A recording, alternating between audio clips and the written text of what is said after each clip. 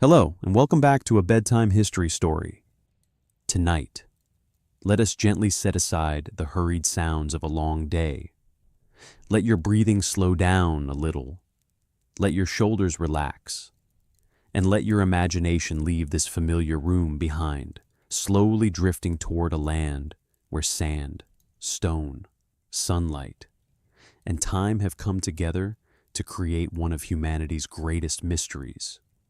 If you are listening to this story at night, try to imagine yourself standing on the edge of the Egyptian desert. Behind you, the sound of the city slowly fades away. Before you lies a vast open space, pale gold beneath the dying light of evening. And then, from the horizon, an enormous shadow begins to appear. It does not move. It does not speak. It needs no introduction. A pyramid stands there, as if it has been waiting for humanity for thousands of years, only to ask the same question again. How could the ancients have done this? Before the story begins, you may leave a small comment. Where are you listening from? At what time? And if you could stand before the pyramids of Giza once in your life, what do you think you would feel first?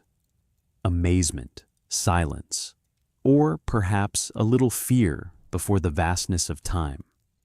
And now, let us move slowly. Tonight, we will not rush to decode the pyramid. We will begin only with that first feeling, the feeling of a modern human being standing beneath the shadow of an ancient monument, suddenly realizing that history does not lie still inside books. Sometimes, history stands before us, immense, silent, and makes us wonder how much we truly know about the wisdom of those who lived before us. There are structures that make people admire them because they are beautiful. There are structures that make us respect them because they are large. But the Egyptian pyramids, especially those on the Giza plateau, do something deeper than that. They make us feel as though time has a shape, not time inside a clock, not time on a calendar, but time as a gigantic block of stone, heavy, solemn, silent, still standing after countless dynasties have vanished. Languages have changed, and cities have risen and fallen. When we look at a pyramid from afar, we may think it is simple. A great triangle in the middle of the desert. A familiar symbol so recognizable that even a child could draw it with just a few strokes. But the closer we come, the more that simplicity begins to disappear. The edges that seemed ordinary begin to feel strict. The layers of stone that seemed merely stacked upon one another begin to suggest a quiet order. And the shape that seemed to be only the tomb of an ancient king begins to open a much larger question. What kind of intelligence was required to turn an idea about power, death, and eternity into a structure capable of passing through more than 4,000 years? That question does not belong only to archaeologists. It does not belong only to engineers, historians, or those who specialize in measuring every angle of stone. It belongs to anyone who has ever stood before something too large for the scale of their own lifetime. A mountain, a star-filled sky, an ocean at night, or a pyramid resting among the sands, so silent that its silence itself becomes a voice. We often think of ancient people as distant and primitive, living in a world without machinery, without electricity, without accurate maps, without modern technology. But that is exactly why the pyramid unsettles us. If they truly lacked so many things, how could they leave behind a structure that still makes the modern world stop and stare? If they did not have the tools we take for granted, what did they use instead? Human strength? Faith, discipline, organization, or a way of seeing the world that modern humanity has partly forgotten? Here, the important thing is not to rush into turning the pyramid into a supernatural secret, nor do we need to imagine that the ancients possessed some power beyond human reach. The truth, if we are patient enough to look closely, may be even more astonishing. Perhaps what makes the pyramid great is not that it stands beyond human ability, but that it proves how vast human ability once was when an entire civilization knew how to gather faith, labor, memory, power, and knowledge toward one shared purpose. Imagine a morning from a very distant past. The sun is still low over the banks of the Nile. The air remains cool, though the sand has already begun to hold the warmth. Workers leave their resting places. Supervisors inspect the tasks of the day. Scribes carry boards and ink. Groups of people move among stone, rope, hauling paths, and steady calls. None of them sees the structure the way we see it today. To them, it is not a tourist wonder, not an image printed in a textbook, not the symbol of an ancient country. It is work, duty, belief, and the order of the world in which they live. Perhaps a young worker at that time did not think his hands were touching history. He only knew that the stone before him had to be placed in the right position. He only knew that the sun had risen, that the person beside him was pulling with him, and that above them, layer by layer, the shape of a man-made mountain was slowly rising from the earth. But through the years, through thousands of hands like his, something greater than any individual came into being. A structure that no longer belonged only to the pharaoh, only to the builders, or only to that age. It gradually came to belong to the memory of humanity. This is one of the reasons the pyramid still prevents us from looking at it with ordinary eyes. It is not the trace of a single moment. It is the result of enduring repetition. Each stone was not brought there in one glorious day, but across countless ordinary days. Every act of measuring, every adjustment, every movement of material, every command passed along, every meal prepared for the laborers, all of it formed a long current, and from that current, a shape that seemed impossible slowly emerged. When we look at the pyramid in this way, the question, how did they build it, begins to turn into a deeper question. How did they think? What kind of worldview would lead a civilization to devote so much effort to a structure aimed toward death, yet built as a statement about eternal life? What did they have to believe in to turn stone into a bridge between the earth and the sacred realm? And how did they have to organize their society so that an idea born inside a palace could pass through the hands of thousands of people, then remain in the desert in a shape almost unmoving? Perhaps part of the pyramid's power lies in the fact that it does not answer immediately. It is not like a text we can read from the first line to the last. It is not like a painting that tells its story through images. It is a silent mass. It forces us to walk around it, to look from different sides, to ask many questions, and to accept that some things can only be understood through patience. A pyramid does not open itself to those in a hurry. It requires the observer to slow down. And in that slowness, we begin to recognize something strange. The pyramid does not speak only about the dead. It speaks about the living. It speaks about the hands that once lifted stone, the eyes that once watched the horizon, the minds that once calculated through experience and observation, the communities that once believed the order of the cosmos could be reflected in the order of a structure. It speaks of an age in which people did not separate architecture from religion, power from ritual, or the earth from the sky. But we will not hurry into those deeper layers yet, not yet into design, proportions, direction, or the systems of organization behind it. This opening chapter only needs to preserve the first feeling, the feeling that makes the entire journey necessary. It is the feeling of standing before something unimaginably ancient and yet powerfully present, something born from a world that has vanished, yet has never disappeared from our imagination.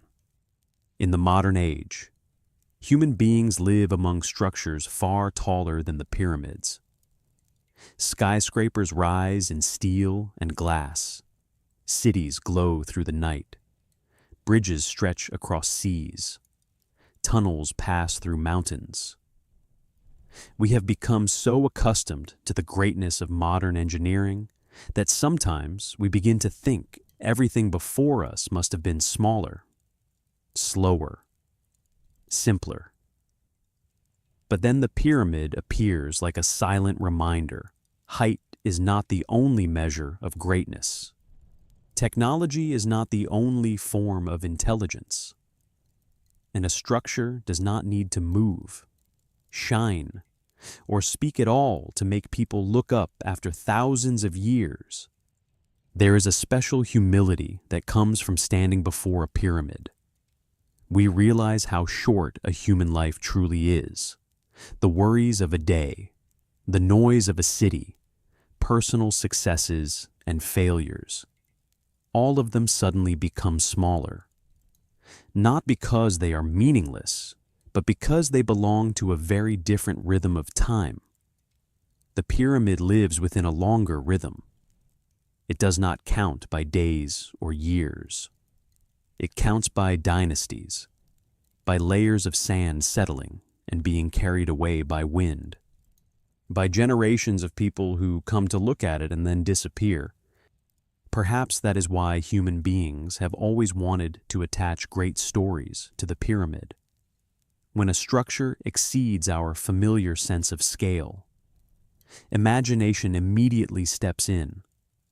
People ask whether some secret is hidden there, whether some lost knowledge remains within it, whether the ancients left behind a message we have not yet learned to read. These questions, if asked with clarity, are not meaningless.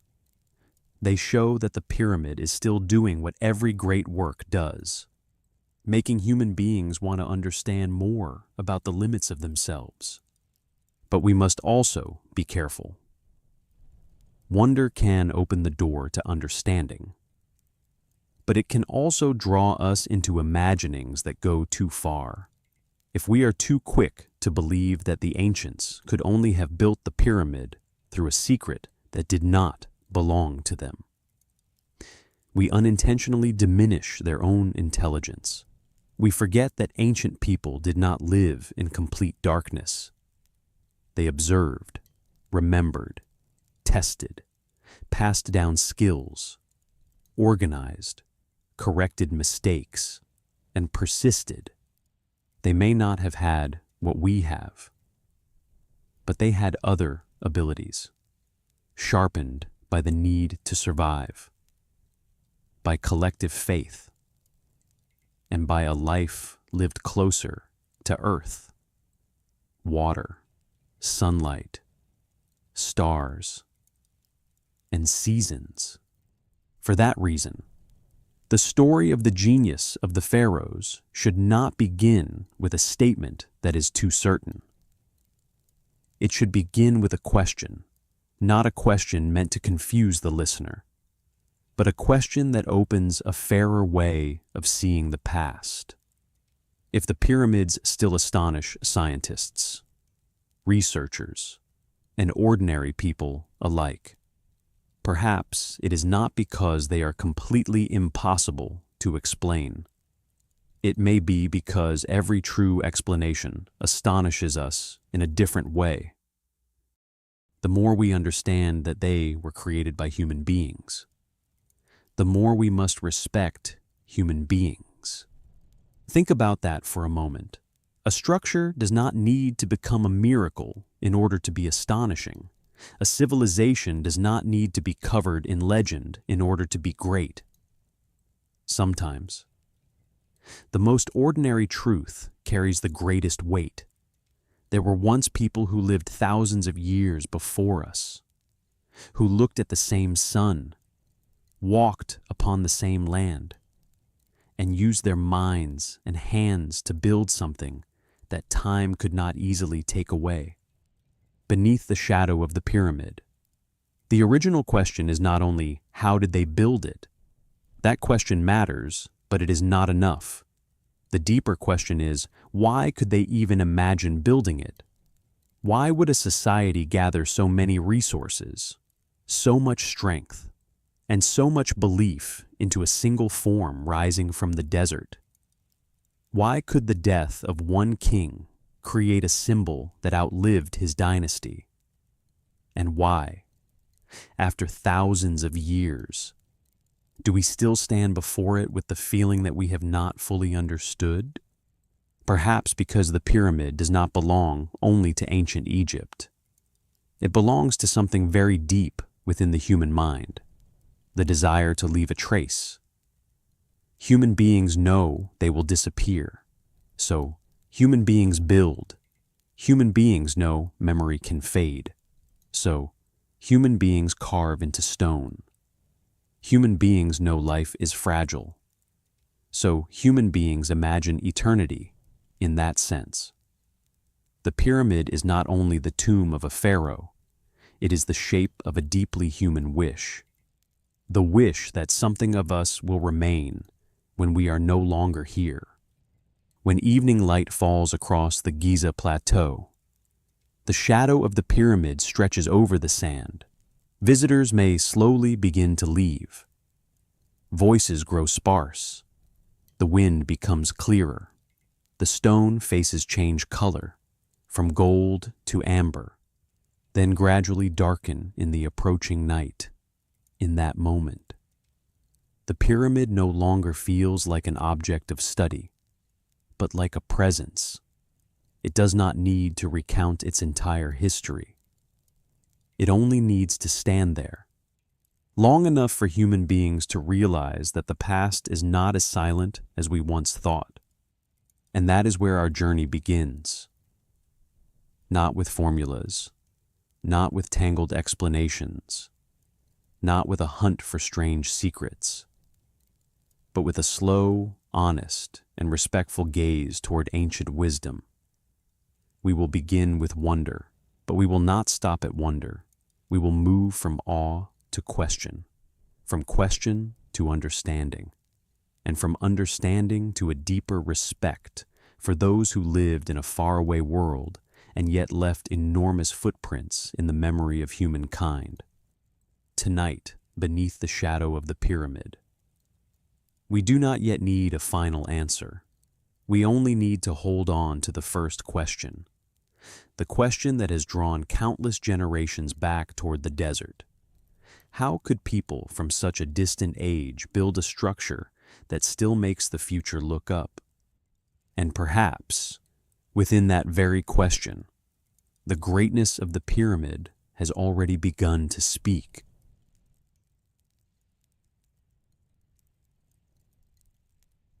Morning on the Giza plateau does not begin with a great noise. It begins with light. Morning on the Giza plateau does not begin with a great noise. It begins with light.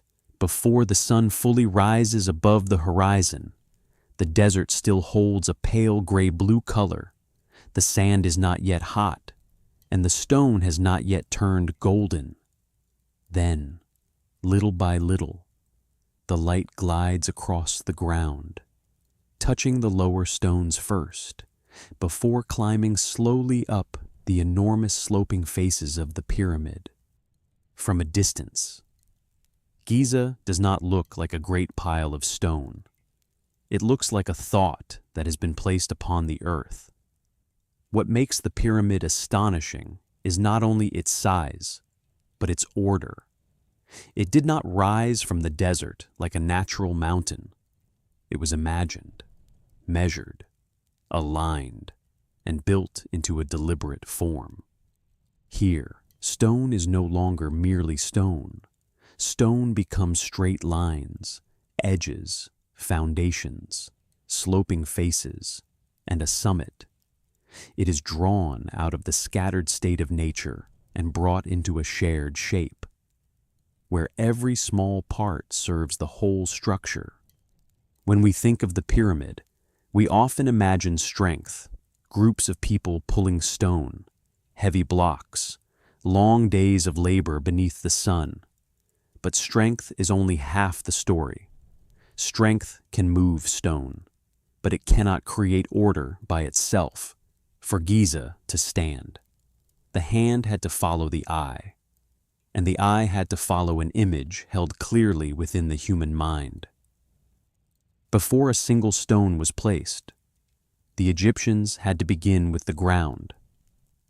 The foundation had to be prepared, the edges had to be defined, and the direction had to remain consistent with a colossal structure. A small mistake in the foundation could become a major deviation as the monument rose higher. And so, the pyramid did not begin with greatness. It began with the control of very small things. Perhaps this is the point we most easily overlook. The pyramid did not begin with greatness. It began with the control of very small things. The ground surface had to be prepared. The edges had to be marked. The directions had to remain consistent. Each layer of stone had to belong to a shared intention. No one can build something immense through impulse. The larger a structure becomes, the less it forgives carelessness. In modern life, we are accustomed to technical drawings, measuring devices, computers, simulation software, cranes, concrete, steel, and tools that allow large ideas to be calculated on a screen before they are built.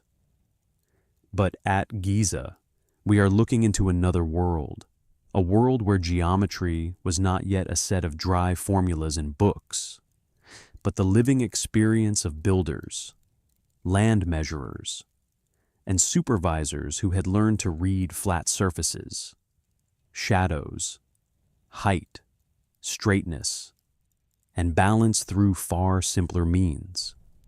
That does not make their achievement smaller. On the contrary, it makes it greater. For intelligence does not lie only in the tool. Intelligence lies in the way human beings use what they have to reach a goal far beyond chance. A rope can become a measuring tool if the person holding it knows what they are searching for. A shadow can become a sign if the observer understands the repetition of light. A flat surface of water can help human beings recognize balance. A line stretched across the ground can become the edge of a colossal form. From things that seem ordinary, a system of construction begins to take shape.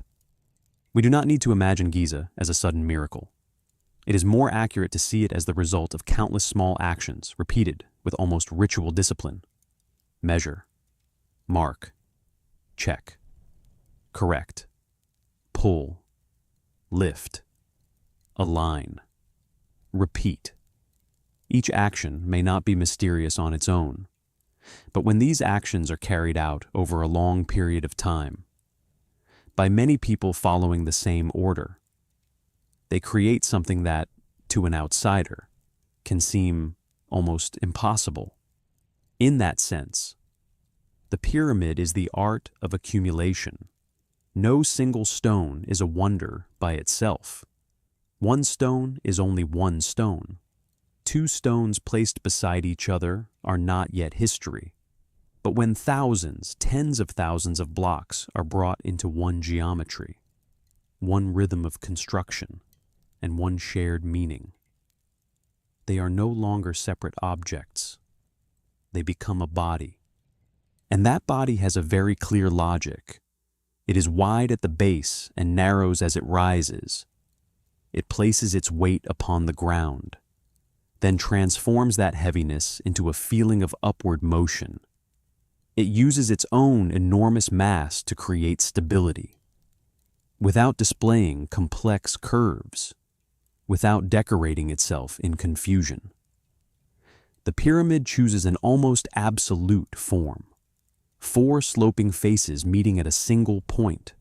The longer we look at it, the more we feel that this form is both simple and severe. It is not soft. It is not excessive. It does not bend to passing emotion. It is like a command written in stone. But that simplicity does not mean ease. In architecture, forms that appear simple sometimes require very high precision because they have nowhere to hide errors. A complex decorated wall may scatter the eye. A structure full of detail can conceal small imperfections. But a pyramid is different. It stands bare in its geometry. Its edges must retain their visual strength. Its sloping faces must feel continuous. The proportion between the base and the height must make the whole mass not only large, but right. And it is this word, right, that is worth thinking about. Right here does not mean only right according to measurement. It also means right according to the sense of order that the ancient Egyptians wished to place into the world. Giza was not a random structure built merely to impress. It was part of the way they understood power, death, endurance, and humanity's place before the cosmos. Yet before those great meanings could exist, before people could look at the pyramid as a symbol, it first had to stand. It had to be built through very practical material decisions. Stone had to be cut. Paths had to be opened. People had to be organized. The foundation had to bear the weight. The layers had to fit together. At Giza, the sacred and the practical were not separate. The higher an idea, the more precise the work on the ground had to be. To build a symbol of eternity, people had to solve very ordinary problems: where to get the stone, how to move it, in what order to place it, how to keep the structure from collapsing, and how to make thousands of people understand their roles within a plan much larger than themselves. We can imagine the long days on that ancient construction site, not as a scene of endless chaos, but as an organized rhythm of life. Some people handled transportation. Some prepared surfaces. Some marked positions. Some inspected the work. Some worked in different areas of the structure. The sound of stone striking stone. The tension of ropes being pulled tight. Footsteps on compacted sand. Voices calling to one another in the morning sun. Everything feels deeply human. Dusty, exhausting. Yet behind that exhaustion was an astonishing awareness of order. What makes a structure like the pyramid different from a gigantic pile of stones is coordination. One person can lift a small object. A group of people can pull a heavy one. But only a civilization can sustain an enormous project across many seasons, many groups of workers, and many layers of labor. Giza is not merely the triumph of muscle. It is the triumph of long-term coordination. And when we look more closely, we see that the order of the pyramid lies not only in its outer form, it also lies in the way each part carries responsibility for the whole. The lower layers of stone bear the weight of the upper ones. The sloping faces lead the eye upward. The edges create a sense of direction. The central mass holds the structure firm. The entire monument gives the viewer one clear impression: everything has its place.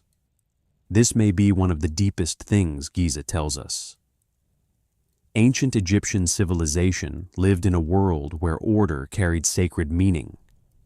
The Nile rose and fell with the seasons. Land had to be measured again after the floodwaters spread. Planting seasons, harvest seasons, rituals, power, and labor were all tied to the feeling that the world had to be held within a certain balance. In that context, the pyramid was not merely a building, it was the image of an ordered universe, a thing set against chaos, a declaration that human beings, at least in one historical moment, could place order upon the earth through stone. But we should not understand that order as something cold. It is not only straight lines and angles. Within that order were sweat, voices, meals, calloused hands, people who had learned their craft from their fathers, and people who never imagined that their names would not be remembered, even though their work would remain. A great structure is often attached to the names of kings, but it is always built by many nameless people. Giza was the same.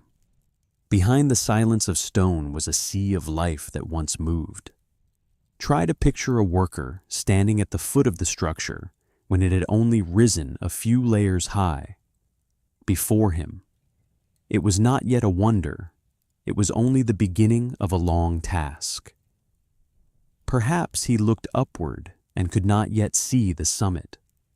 Perhaps he would not live long enough to see the monument completed. But every day, he still placed himself within the shared rhythm of work. A stone was hauled in. A position was prepared. A heavy block was brought into place. The work may have repeated itself to the point of monotony, but organized monotony is often the foundation of greatness. There are human achievements that do not come from one flash of genius, but from the ability not to give up before repetition. The pyramid is such an achievement. It does not only ask, what did the ancients know? It also asks, how enduring could they be? How long could they hold one shared intention through so many hot days? So many transports? So many inspections? So many mistakes needing correction?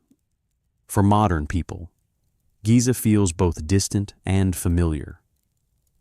Distant because we live in an age of speed, where everything is created, changed, and replaced in the blink of an eye.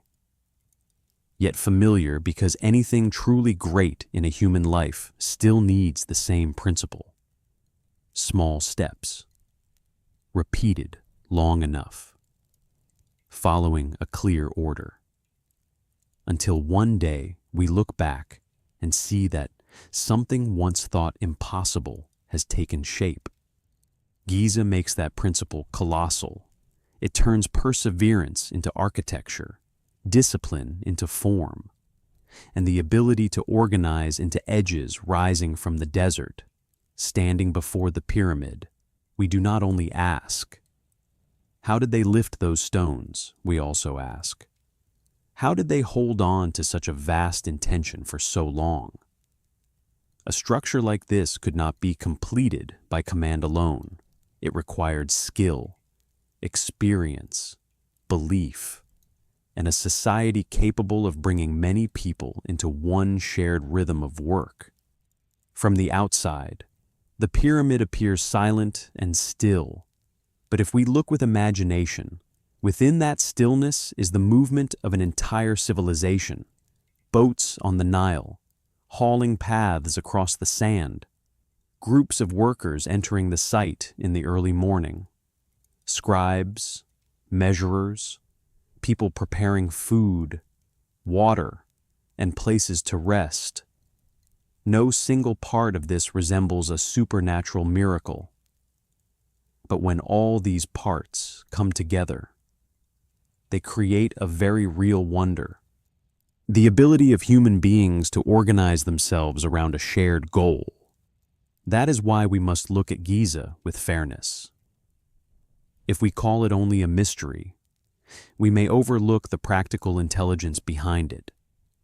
If we call it only a tomb, we may miss the scale of the thought that created it. The more subtle truth lies in the way the Egyptians transformed the heaviest of materials into an image of stability, order, and ascent. Stone is not light, not soft, and not easily obedient. A stone does not turn itself into meaning. Human beings had to touch it, move it, shape it, place it in the right position, and make it part of a larger form. And in that process, the stone did not merely change location. It changed its role in the world. It no longer lay scattered in nature. It became part of memory. Perhaps the greatest art of Giza was not turning stone into height, but turning stone into order. An order strong enough to resist time, clear enough for someone standing thousands of years later to still feel it under the sunlight. The stone faces brighten, the edges sharpen against the sky, and the pyramid stands there like a slow statement spoken through proportion. Weight, foundation, repetition, and patience, there, between desert and sky. The pyramid is no longer a cold riddle. It becomes proof that human beings once knew how to bring chaos into order, weight into form, and a brief human life into a structure that could endure. And perhaps that is what keeps Giza standing so firmly in our minds.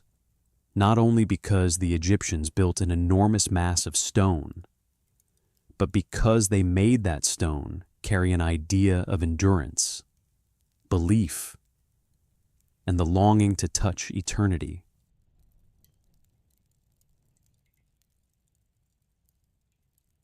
When night falls over the Giza plateau, the pyramid does not disappear.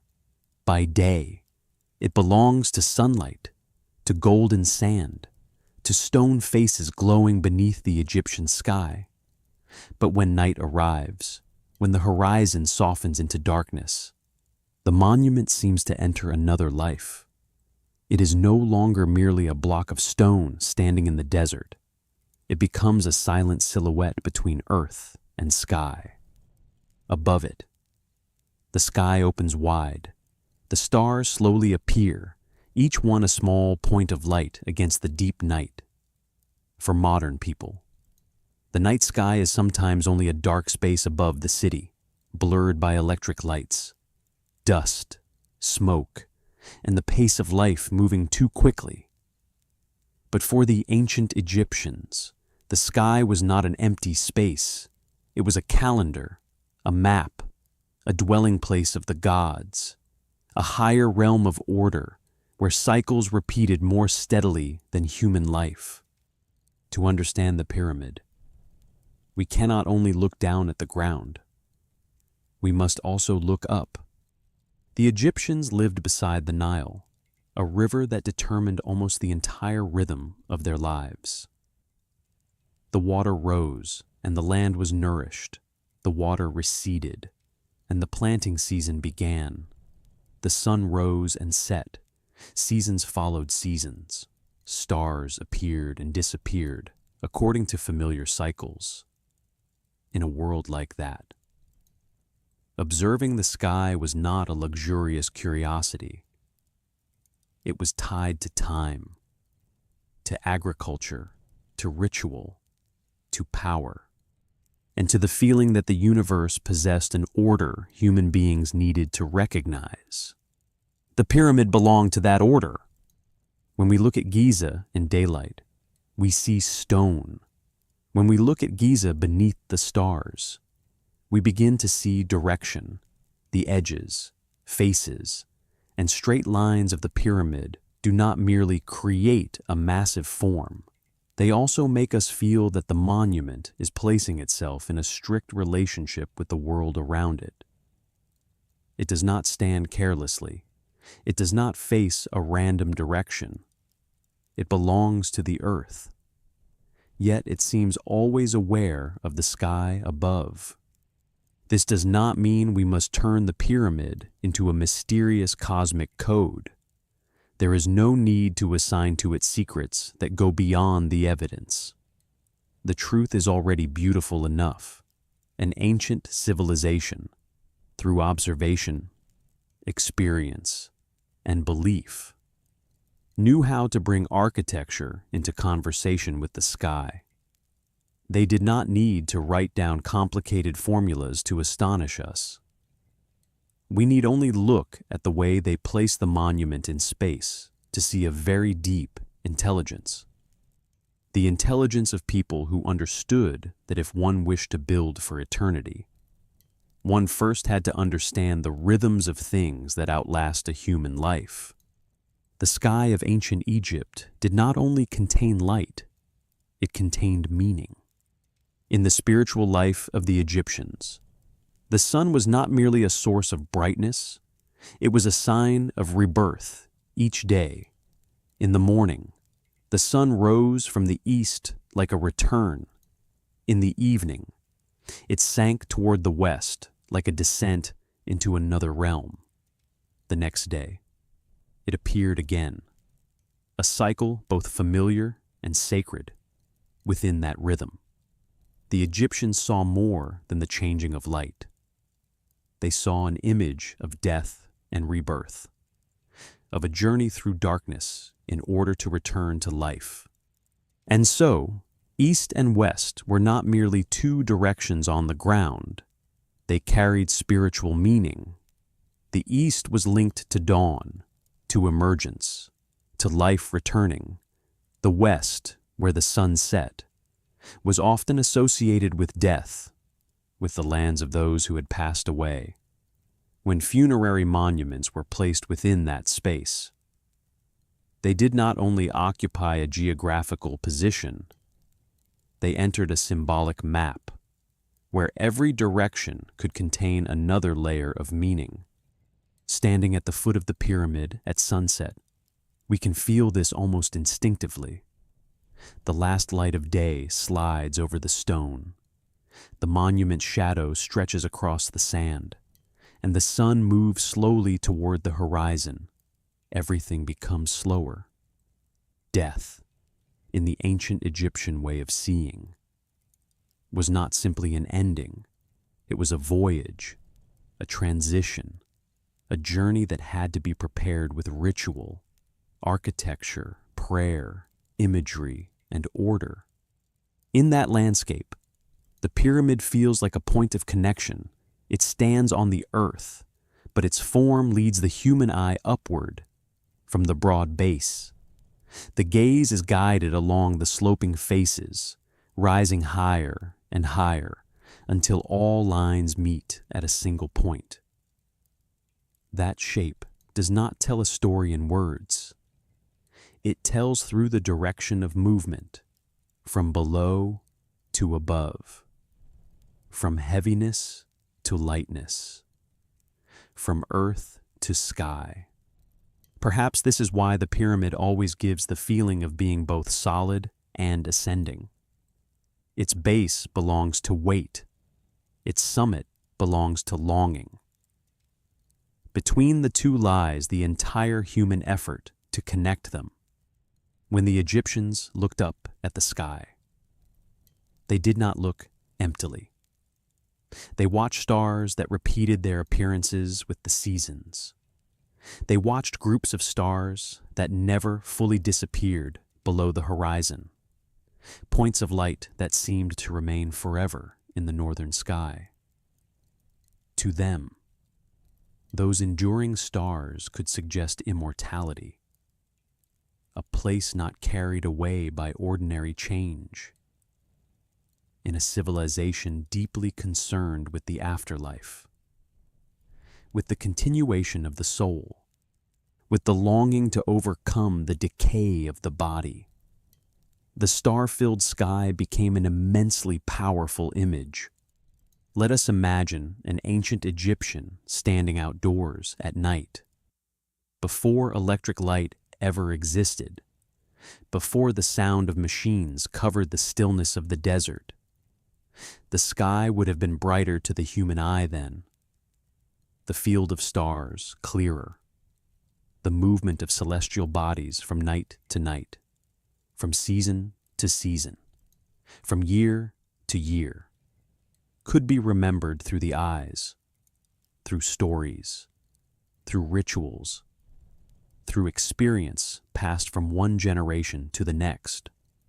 To them, the sky was not distant in the way it often feels to us today. It was closer, more present, more deeply involved in life. And when a great monument like the pyramid was raised, it could not help but speak to that sky, not in a tangled mystical sense, but in a very fundamental one. The monument was placed within a world that had direction, cycles, days, nights, seasons, fixed points, and repeating movements. In that world, building was not only placing stone upon stone. Building meant placing human beings in the proper position within the universe they believed was moving around them. This is what makes ancient Egyptian thought so compelling. They did not separate technique and belief in the way modern people often do. For us, a building can be divided into drawings, structure, budget, materials, and practical use. But for them, a great monument also had to be right in a sacred sense. It had to stand in the right place, face in the right way, be linked to the right rituals, reflect the order they believed the gods had placed within the world. So, when we say the pyramid looked toward the sky, we are not only speaking about its shape, we are speaking about a way of thinking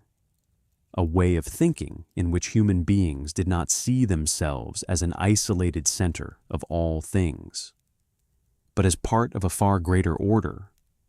The river had its seasons, the sun had its journey, the stars had their cycles, the king had his role, the dead had their journey, and architecture, through stone, direction, and form, had to help all of these things enter an order that could be seen. To modern people, this may feel unfamiliar. We often look at the sky through science, through telescopes, through images from satellites, through numbers describing distance and light. The ancient Egyptians looked at the sky through another kind of knowledge, the knowledge of long observation, of symbols, of ritual, of agricultural life, and of faith in repetition. They did not know the universe in the way we know it, but they had lived beneath the sky long enough to understand that it was not chaotic. It had rhythm.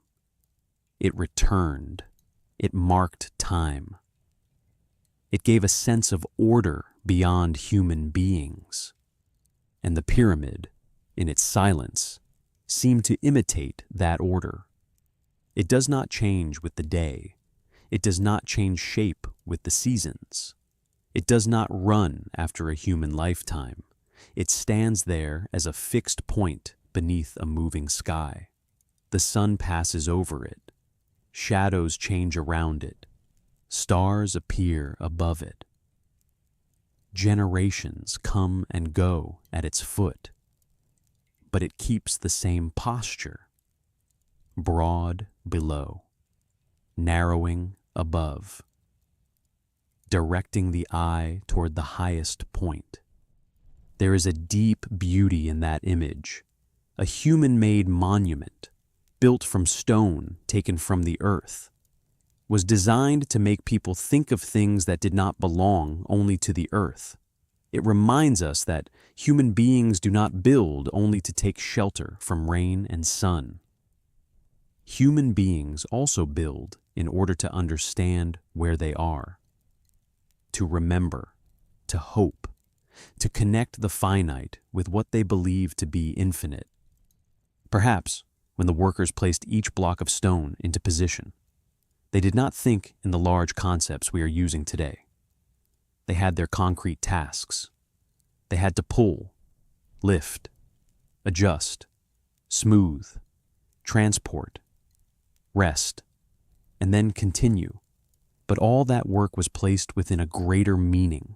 Each stone did not only contribute to a physical structure, it contributed to an image of the cosmos, an image in which the dead king did not completely vanish, but was prepared for another journey toward the realm of light, stars, and immortality that this civilization believed in.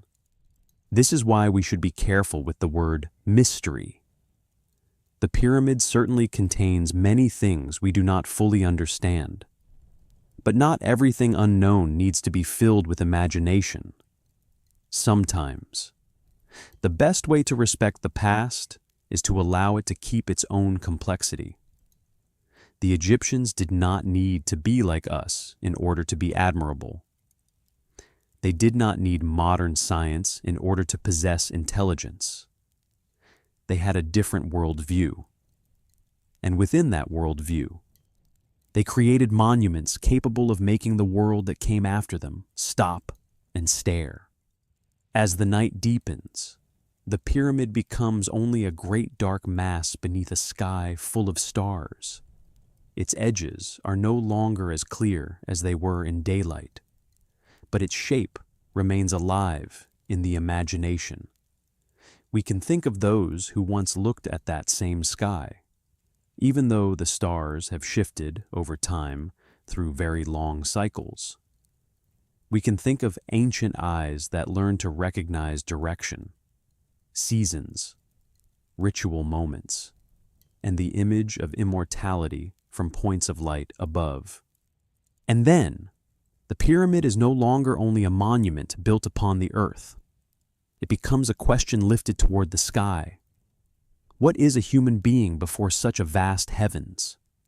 What is one king's lifetime before the cycles of the sun and stars? A body will decay. But can a name, a ritual, a soul, a monument of stone continue farther than a human life? We do not need to answer in the way the Egyptians answered. We only need to understand that they lived in a world where those questions were very real. And the pyramid was one of the greatest ways they chose to answer them. It answered with stone, with direction, with stillness beneath a moving sky, with a shape that forced anyone crossing the desert. Whether in ancient times or in the modern world, not only to look down at the earth, they had to look up. And perhaps that is the quiet power of Giza when night falls. It does not tell us that the ancients knew every secret of the universe. It only tells us that they knew how to look upward. They knew how to observe. They knew how to tremble before vastness. They knew how to search for order in light, in darkness, in the sun, in the stars, in the flood season, and in death. And from those observations, they raised a monument made of stone, yet one that always turns the human mind toward the sky. In the middle of the desert, the pyramid stands still. Above it, the stars continue to drift slowly through the night. And between those two things, earth and sky, stone and light, death and the longing for immortality, we begin to understand why the pyramid is not only a wonder of construction, it is also a gesture of imagination, a gesture very ancient, very human, and very deep, to lift a monument from the earth as close to the sky as possible. As if human beings wish to say that their lives were brief, but their questions were not.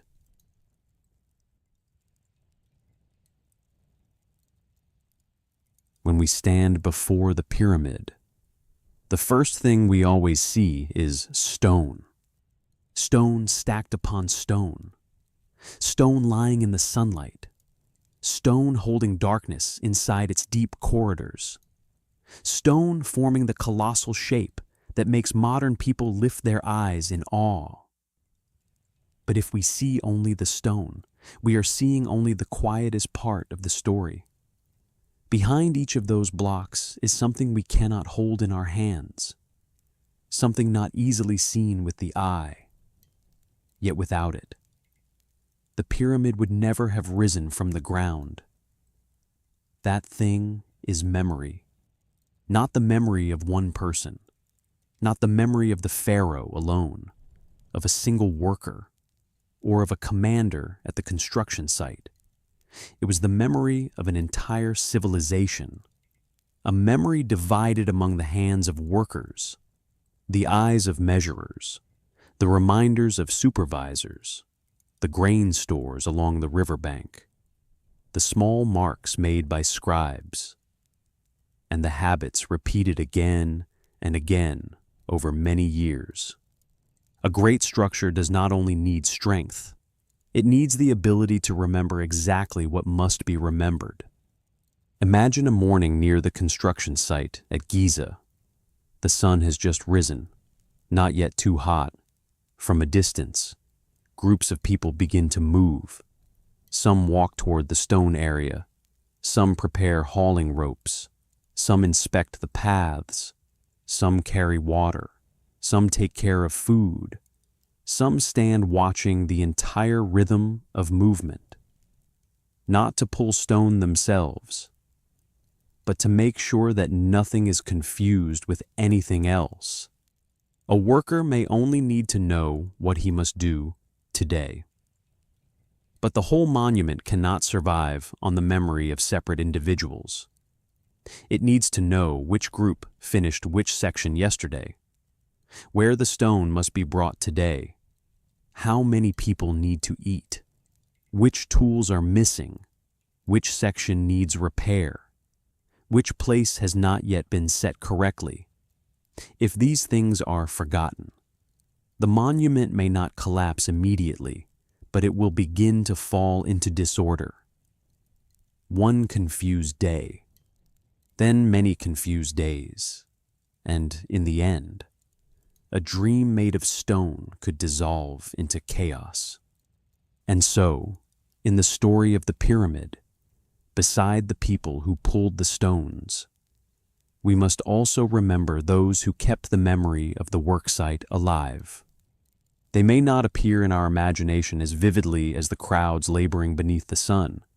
They do not stand in the most dramatic place in the story. But they are the ones who quietly recorded quantities, tasks, food, materials, group names, dates, what had been completed and what was still missing. Those marks may have been small. A short line, a number, a symbol. But those small things helped the work of tomorrow avoid beginning again from uncertainty. Let us picture a scribe sitting in the shade. Before him, people and materials pass by. He listens, asks again, and writes things down. This group has received so many rations. That group has been assigned to a certain area. This material has arrived. That task is behind schedule. He holds no heavy stone in his hands, but he possesses another kind of strength, the ability to turn what has just happened into a trace that can be remembered. In a place like Giza, that mattered no less than lifting stone, because the pyramid was not built in a single morning. It did not appear after one command. It was the result of many days joined together, and for the next day to connect with the day before. People had to preserve what had already happened. They had to know which part was finished, which part was not. They had to know where the mistake was in order to correct it. They had to know who was doing what. so that a vast construction site would not become a crowd without direction. The more we think about it, the more the pyramid begins to feel like a gigantic memory. Each stone is not there only because it was hauled into place. It is there because someone knew where it needed to be. Someone prepared its place.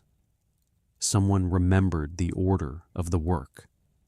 Someone passed down the method from one day to the next. Someone kept the whole rhythm of construction from breaking apart. And that did not begin at Giza. The ancient Egyptians had already lived in a world that forced them to remember. The Nile rose and fell. Each flood season left traces upon the land. When the water receded, people had to know which areas remained fertile, which fields needed to be measured again, which season was right for planting, and what food had to be stored. Life beside the river did not allow people to forget too much if they forgot the rhythm of the water. The crops could suffer if they forgot the grain stores. The people could go hungry if they forgot the boundaries of fields. Disputes could arise, and so, from very early on, the Egyptians learned to live with the memory of seasons, land, water, and numbers. In that world, remembering was not a luxury. It was the way society continued to function. We can imagine storehouses near the river, counters moving back and forth, scribes recording quantities of grain, bread, beer, and materials needed for work. These things may sound ordinary, but without them, a great monument could not last. Workers could not labor on faith alone. They needed food. They needed water. They needed places to rest. They needed to be assigned. They needed to know where they would return the next day. From afar, a pyramid may seem to be only a matter of architecture. But when we come closer, we realize that it is also a matter of hearth fires, storage rooms, roads, transporters, scribes, people distributing food, people repairing tools, and people calling the names of labor groups in the morning.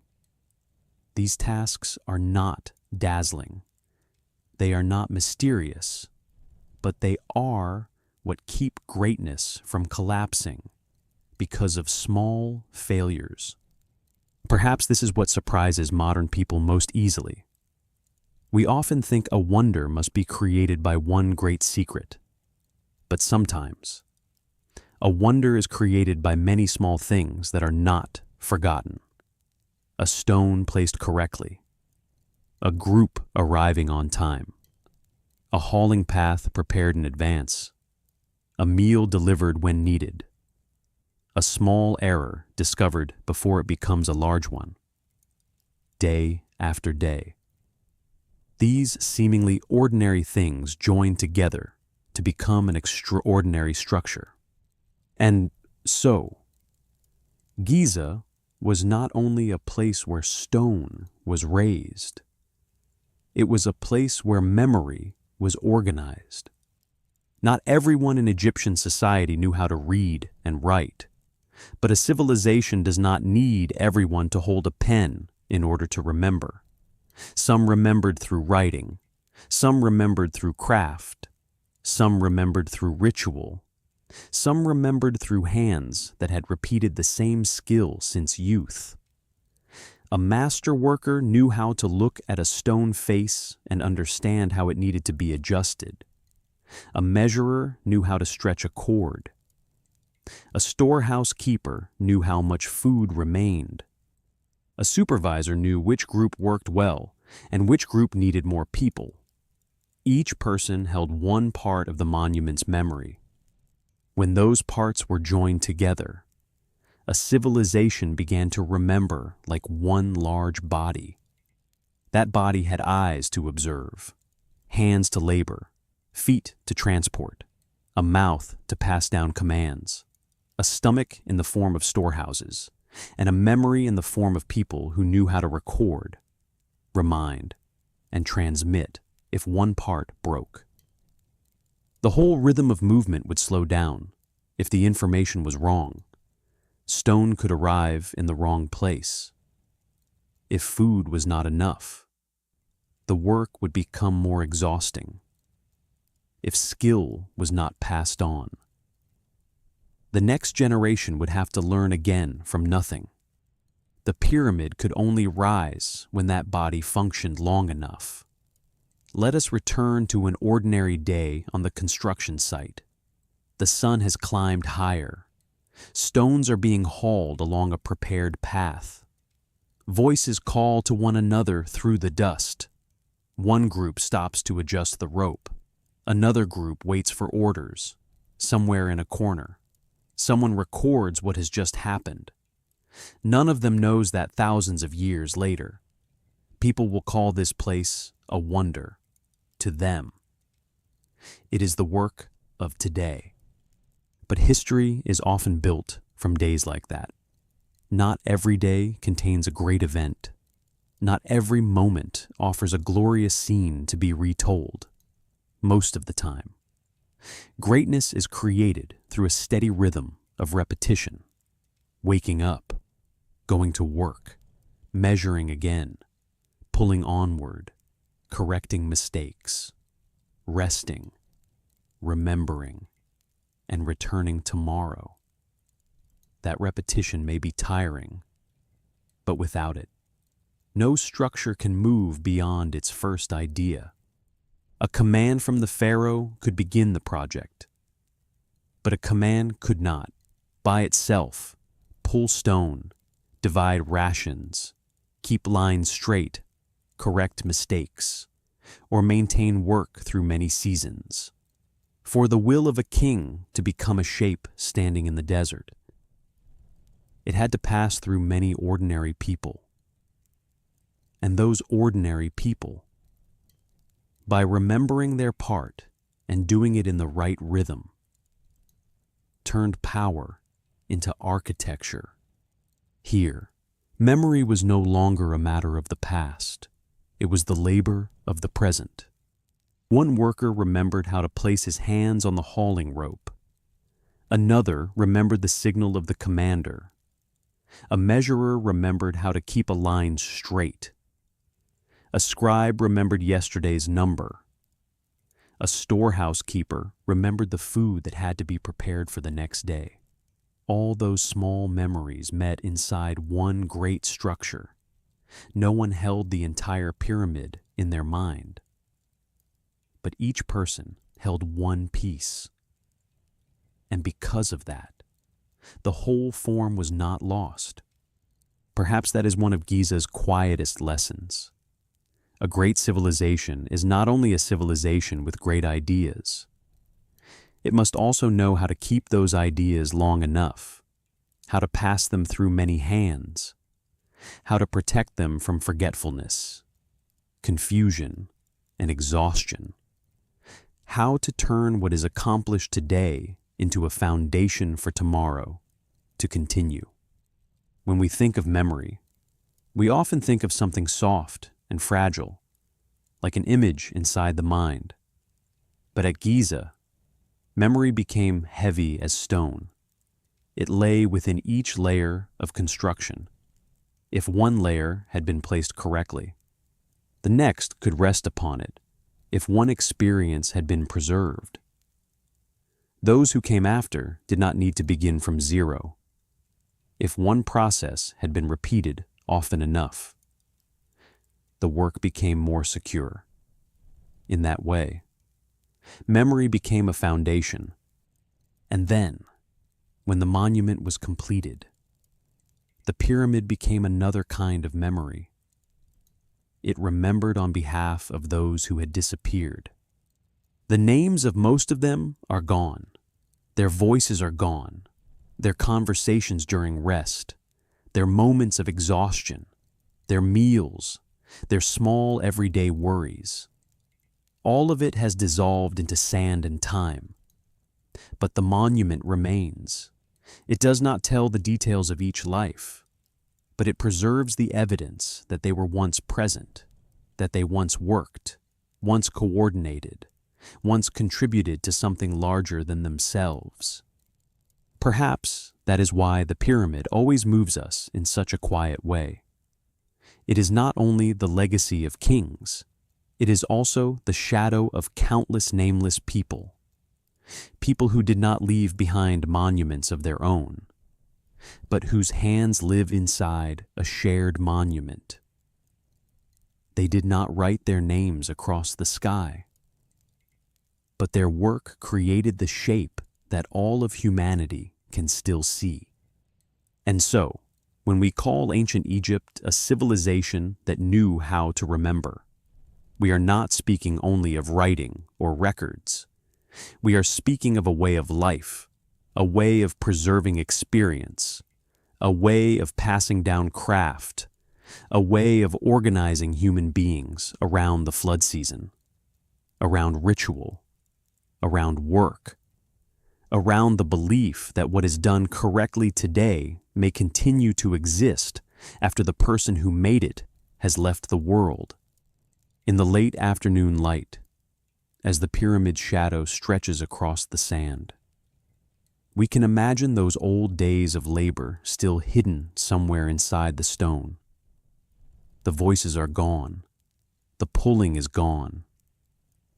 The scribe no longer sits in the shade recording his marks, but the order they created remains.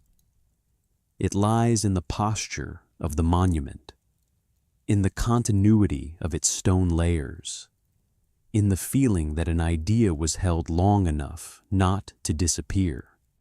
And that is exactly what makes Giza different from a gigantic pile of stones. It is the memory of a society that once knew how to coordinate, record, transmit, and endure. It reminds us that human beings are not strong only because they can lift heavy things. Human beings are strong because they can remember together. When one person remembers, memory may vanish with a single lifetime. But when a civilization knows how to remember, it can leave traces across thousands of years. The pyramid is that trace, a memory made of stone, standing still in the desert, yet still quietly telling us that before there was a wonder. There were countless days recorded, countless tasks continued, and countless nameless hands holding one dream so that it would not be forgotten.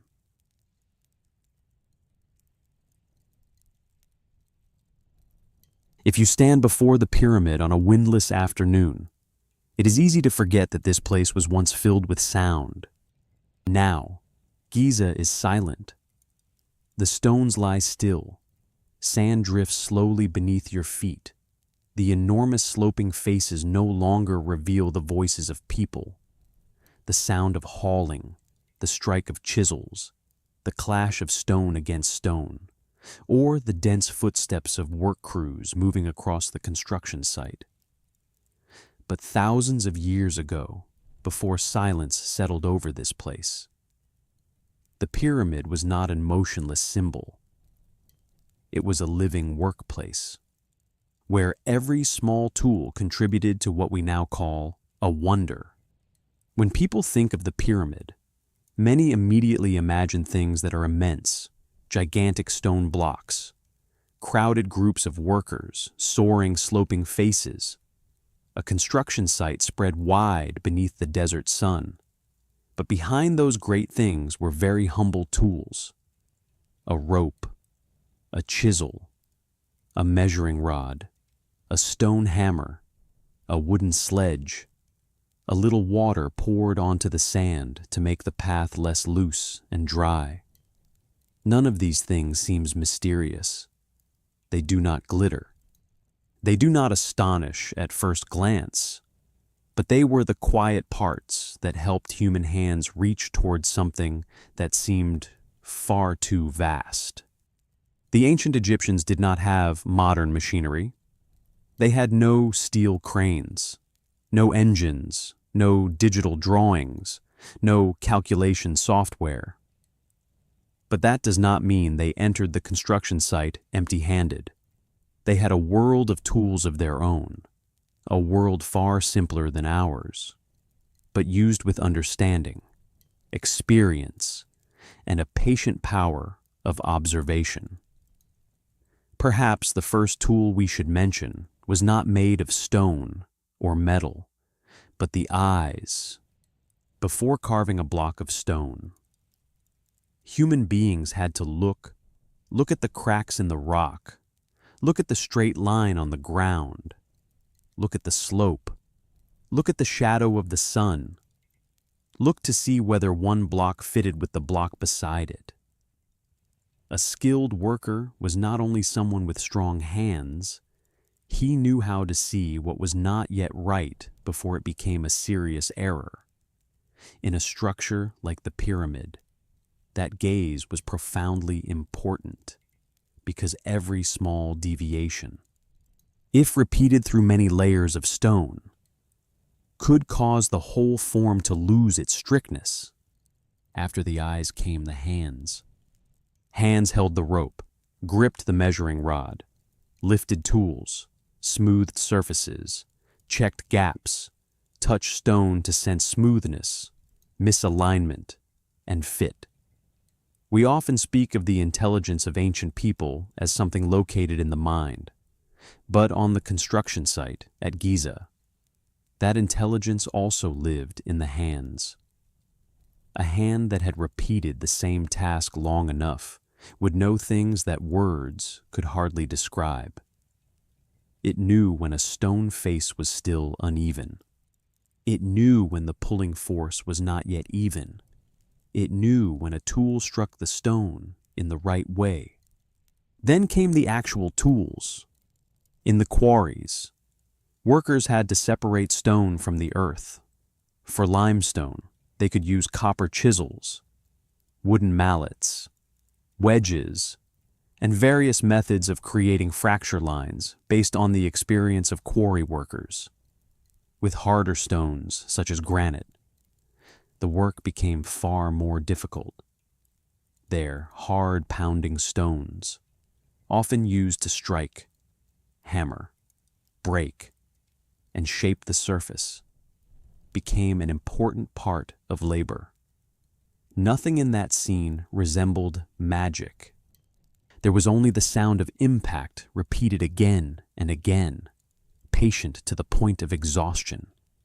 A small hollow, then deeper, a split line, then wider. Stone did not yield in a single moment.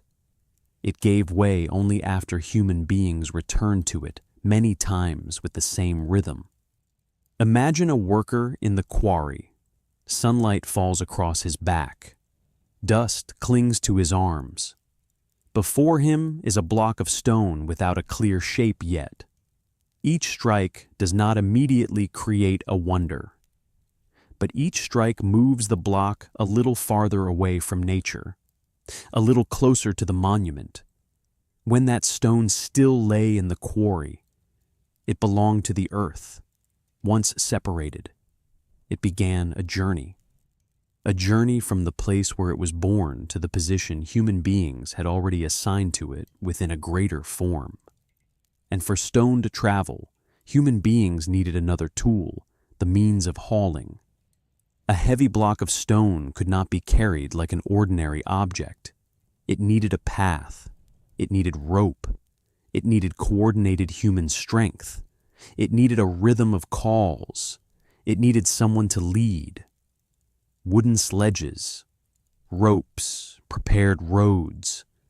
All of these turned the force of many people into one shared movement. If each person pulled in his own way, the stone would not go far. But when everyone pulled in one rhythm, the heavy object began to move, slowly but truly. There is a strange beauty in that movement.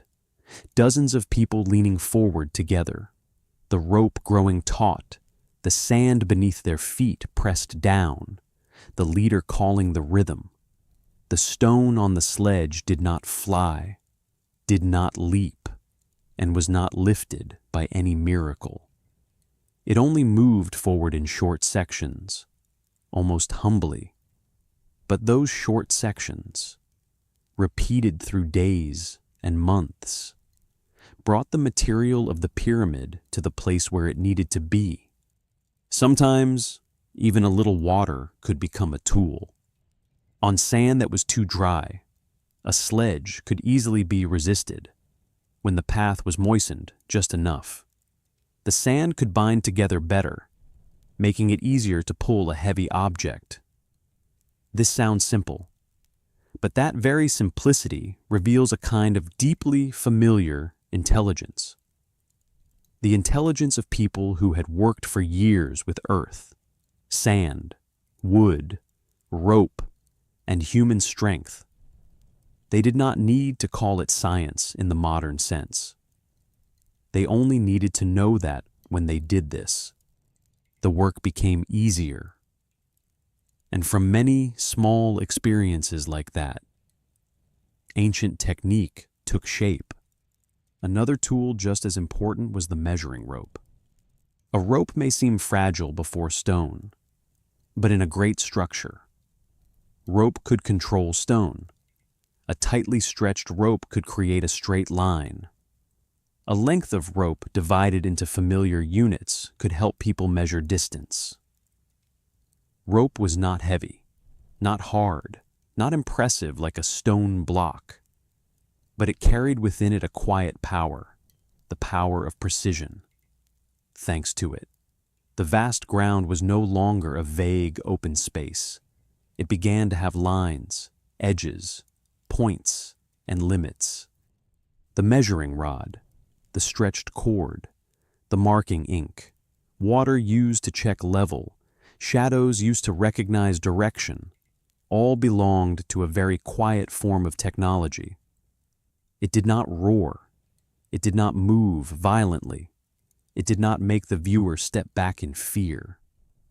But it helped human beings turn space into something that could be understood. And once space was understood, it could be built.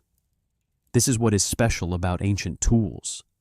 They did not do the work in place of human beings. They forced human beings to understand more clearly what they were doing. A modern machine can hide many processes inside it. We press a button, and the result appears. But for an ancient worker, a tool was often an extension of the body. The hauling rope extended the hand. The hammer extended the arm.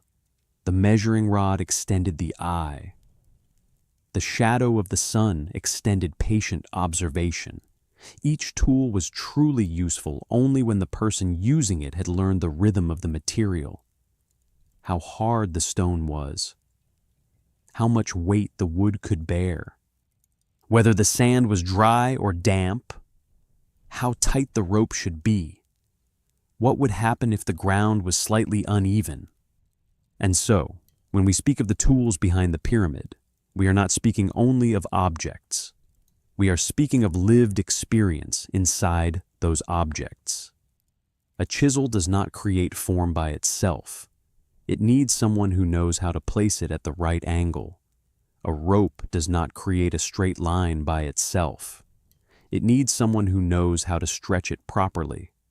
A sledge does not move by itself. It needs someone who knows how to prepare the path, distribute pulling force, and keep rhythm. A water surface does not speak on its own. It needs someone who understands that the stillness of water can reveal the balance of the ground. Those tools were quiet, but they were not simple. They were the result of a civilization that had learned to ask materials very practical questions. Along which line does stone want to split? How does sand bear weight? How far can wood slide before wearing down? How much can a rope pull before breaking? How long can human beings work beneath the sun before they must rest? None of these answers came in a single day. They came through experiment, failure, correction, transmission of craft, and repetition. Perhaps a young worker, when he first stepped onto the construction site, did not understand all of this.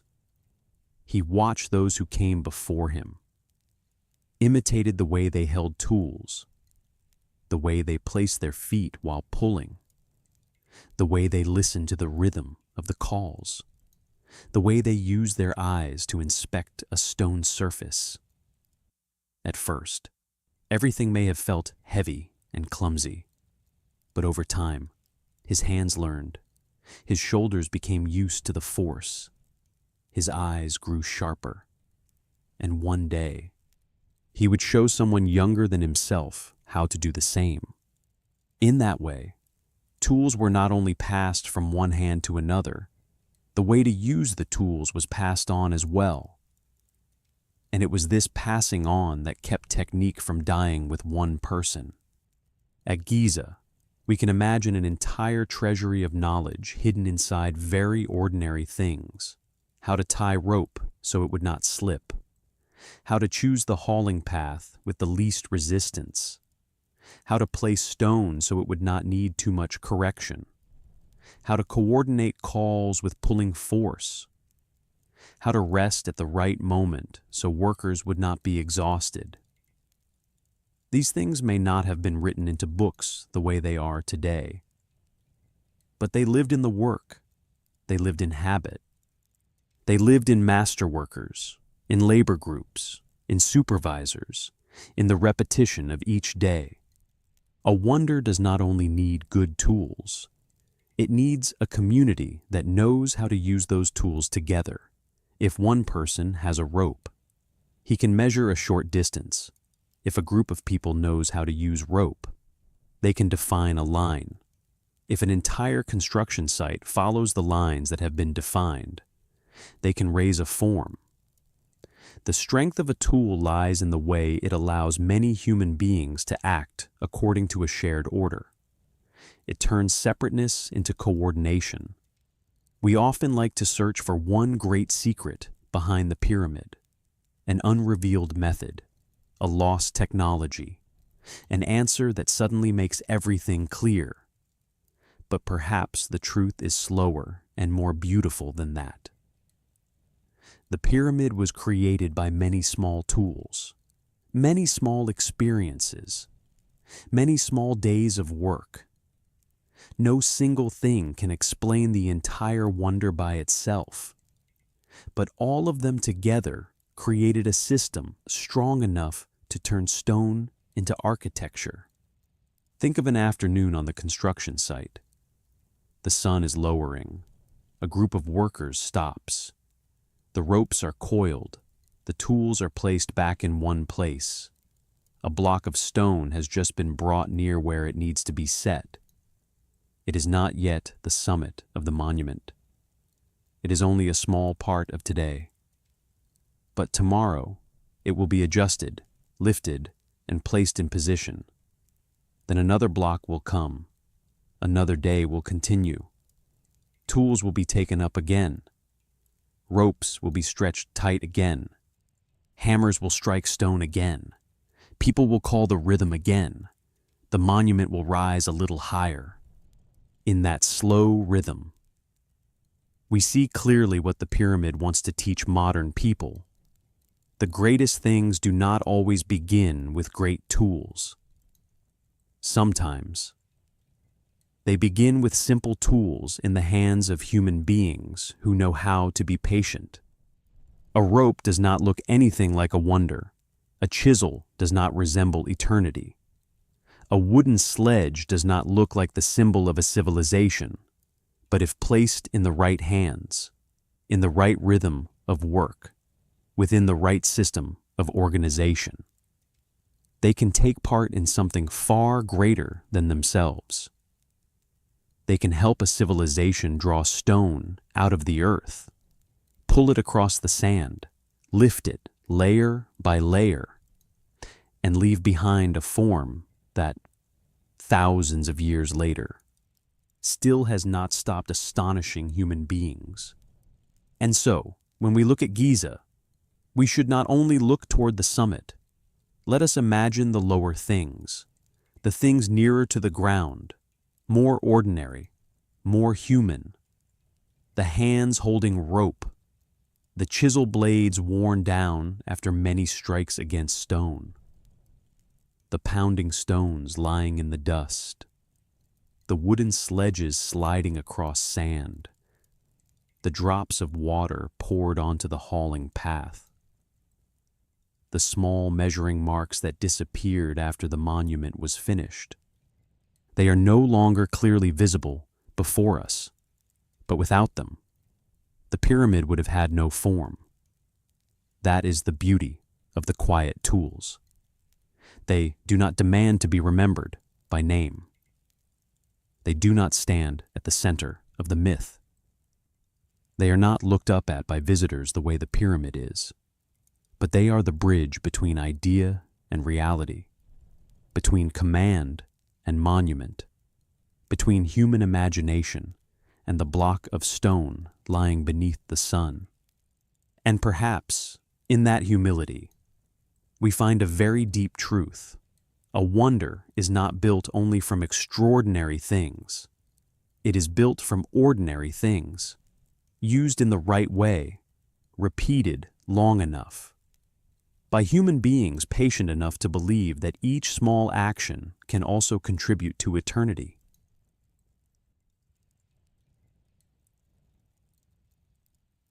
There are places in the world where, simply by standing before them, human beings begin to tell stories. No one asks us to imagine. No one places a mysterious book in our hands. But when a structure too vast, too ancient, too silent appears before our eyes, the human mind almost opens a door on its own. We look at the stone, yet we think of the hands that have vanished. We look into the darkness of an entrance, yet we imagine the unknown. We look at a shape that has stood firm for thousands of years, and then we wonder, is there something here that we still do not fully understand? The Pyramid of Giza is such a place. It is not only an ancient structure, it is a vast foundation for the imagination of humankind across many centuries. People have looked at it with every kind of gaze: reverence, curiosity, fear, doubt, fascination. Some see in it the talent of the ancient Egyptians. Some see the power of the Pharaoh. Some see traces of religion, of death, of belief in the afterlife. But others see something beyond history, a hidden secret, a lost knowledge, a message from an age long gone, even traces of forces that do not belong to humanity. And this is where we need to slow down, because the purpose of this chapter is not to mock the legends surrounding the pyramid. Those legends, whether true or false, all reveal something very real about human beings. When we stand before something too large for our understanding, we often want to fill the empty space with a story. Human beings do not like emptiness. We do not like the feeling that something stands before us and yet cannot be fully explained. So we tell stories, we connect signs together, we search for meaning. We want a secret large enough to match the wonder we feel. The pyramid easily becomes legend first because it is so ancient. 4,000 years is a span of time the imagination can hardly grasp. For a human life, 100 years is already long. A house more than a century old already feels ancient. A city a few hundred years old already carries many layers of memory. But the pyramid takes us back to a distance far greater than that. So far that the people who built it belong to a world that almost no longer has a direct voice. They lived, worked, believed, grew tired, and died. But most of their names have disappeared.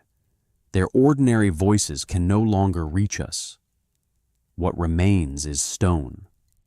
And when human voices disappear, stone begins to summon legend. A structure that ancient no longer feels like an ordinary object. It feels like a witness that has lived too long, known too much, but has not spoken everything aloud. We stand before it and feel time grow dense. Dynasties have come and gone. Empires have risen and collapsed. Religions, languages, cities, and borders have changed. Yet the pyramid is still there, almost indifferent to the brevity of human life. It is precisely this endurance that makes it so easily covered with a sense of the supernatural. Second, the pyramid easily becomes legend because it is so large. Human beings often judge the past through the habits of the present. We are used to machines, cranes, trucks, steel, concrete, systems of calculation, and powerful tools. When we look at a gigantic structure from an age that had none of these things, we easily feel that something does not fit. How could they have done it? How could people who lived thousands of years before us move such masses of stone, preserve such a form, and build something so enduring? That question is entirely natural, but the road from a natural question to a hasty conclusion is very short. If we are not patient with historical answers, we can be drawn toward explanations that produce a stronger shock. Perhaps there was secret technology. Perhaps there was outside intervention. Perhaps there was some lost knowledge far beyond the ability of ancient people. Such theories are attractive because they preserve our sense of astonishment. They do not force us into ordinary details like labor, organization, tools, experience, correction, and time. They offer us a faster door, a darker door, a more mysterious door. But it is exactly here that we need to remember one thing. The most miraculous thing is not always the hardest thing to believe. Sometimes, the truth that human beings achieved this with the means of their own time is more astonishing than every fantasy. If we say the pyramid could only have been built through a force beyond humanity, we unintentionally take away the greatness of the people who truly lived, worked, and left behind that monument. We think we are making the pyramid larger, but in truth we make the wisdom of the ancients smaller.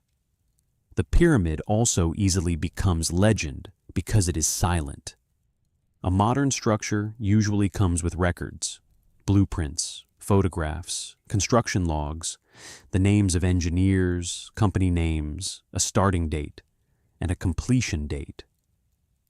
But with the pyramid, many things are no longer as complete as we would like. We have evidence, archaeology, texts, material traces, and serious research. But there are still gaps, and gaps are the most fertile ground for legend. A dark corridor not yet fully understood can become a secret passage. A coincidence in proportion can become a code. A precision in the monument's orientation can be inflated into proof of supernatural knowledge. A question without a final answer can be turned into the claim that surely something is being hidden. The human imagination is powerful. It can transform a lack of data into a dramatic story, but not every gap is a secret. Some gaps exist simply because time has erased the traces. Papyrus decayed, wood disintegrated, names disappeared, layers of construction were damaged. Things that were once completely ordinary to the ancients were not explained in detail, because to them, they did not require explanation. We arrive later, standing among what remains, and we must learn to distinguish between what is not yet known and what cannot be known, between a reasonable question and a story constructed too far beyond the evidence. Even so, we should not make the pyramid dry and lifeless by stripping away every trace of legend. Legend, to a certain degree, is one way human beings express wonder. If a monument no longer invites stories, no longer makes people dream, perhaps it has lost part of its life in the memory of humankind. The problem is not whether human beings imagine or not. The problem is whether we know how to imagine responsibly. We can allow the pyramid to keep its mystery without turning that mystery into distortion. We can feel a shiver before the darkness inside the stone without needing to believe that every darkness conceals a conspiracy. We can be amazed by precision without denying the ancient Egyptians' ability to observe, measure, and organize. We can love stories while still respecting evidence. Perhaps what makes the pyramid so special is that it stands exactly on the boundary between knowledge and imagination. It is real enough for us to study, ancient enough for us to dream, large enough to make us humble, silent enough to make us want to listen longer. On an afternoon at Giza, when the sunlight begins to slant and visitors gradually thin out, the pyramid can look like a gigantic creature asleep. It does not move, but it remains present. It does not speak, but it still makes us ask questions in that moment. We can understand why so many generations have wanted to attach stories to it that go beyond the ordinary. Something that has stood for so long seems unable to be merely stone. Something that makes human beings feel so small seems to have to contain something deeper. And indeed, it does contain something deeper. But that depth does not necessarily have to be a supernatural secret. It may be the memory of a civilization that knew how to organize life around a great belief. It may be evidence that ancient human beings had the ability to observe, learn, and work together at a level that still commands our respect. It may be a reminder that intelligence does not exist only in modern tools, but also in patience, in hands, in the eye, in the ability to pass down craft, and in the way a society keeps an idea from dissolving. These things do not make the pyramid less mysterious. On the contrary, they make it mysterious in a deeper way, because when we understand that human beings truly made it, the pyramid is no longer a story about a strange miracle. It becomes a story about the capacity of humanity itself, and perhaps that is what sends the strongest shiver through us. Legends often arise when the truth is too large to be felt through ordinary explanations. People add to it, exaggerate it, cover the truth with mist, not always because they wish to deceive, but because they want that truth to take on a shape worthy of their emotion. The pyramid makes human beings feel small, and so the stories around it often become enormous. But if we walk slowly through that mist, what remains is still enough to astonish us. Ancient human beings, within the limits of their age, created a monument that the future could not forget. Perhaps every generation creates a pyramid in its own imagination.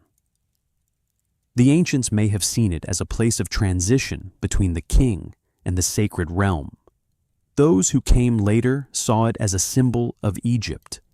Travelers see it as a wonder they must encounter once in a lifetime. Researchers see it as a vast archive made of stone. And the modern age, with its love of mystery and shocking stories, sometimes sees it as an unopened code. But the pyramid does not need us to turn it into something it is not.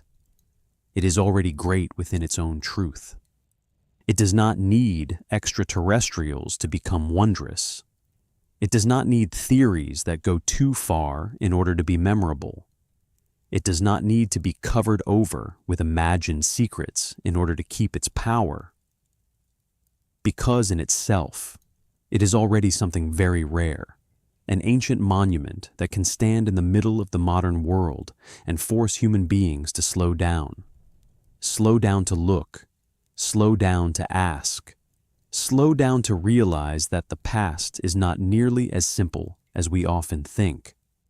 And perhaps the deepest reason the pyramid so easily becomes legend is that it touches a profoundly human longing, the longing to believe that there is something greater than everyday life. We live among small tasks, repeated days, and private worries.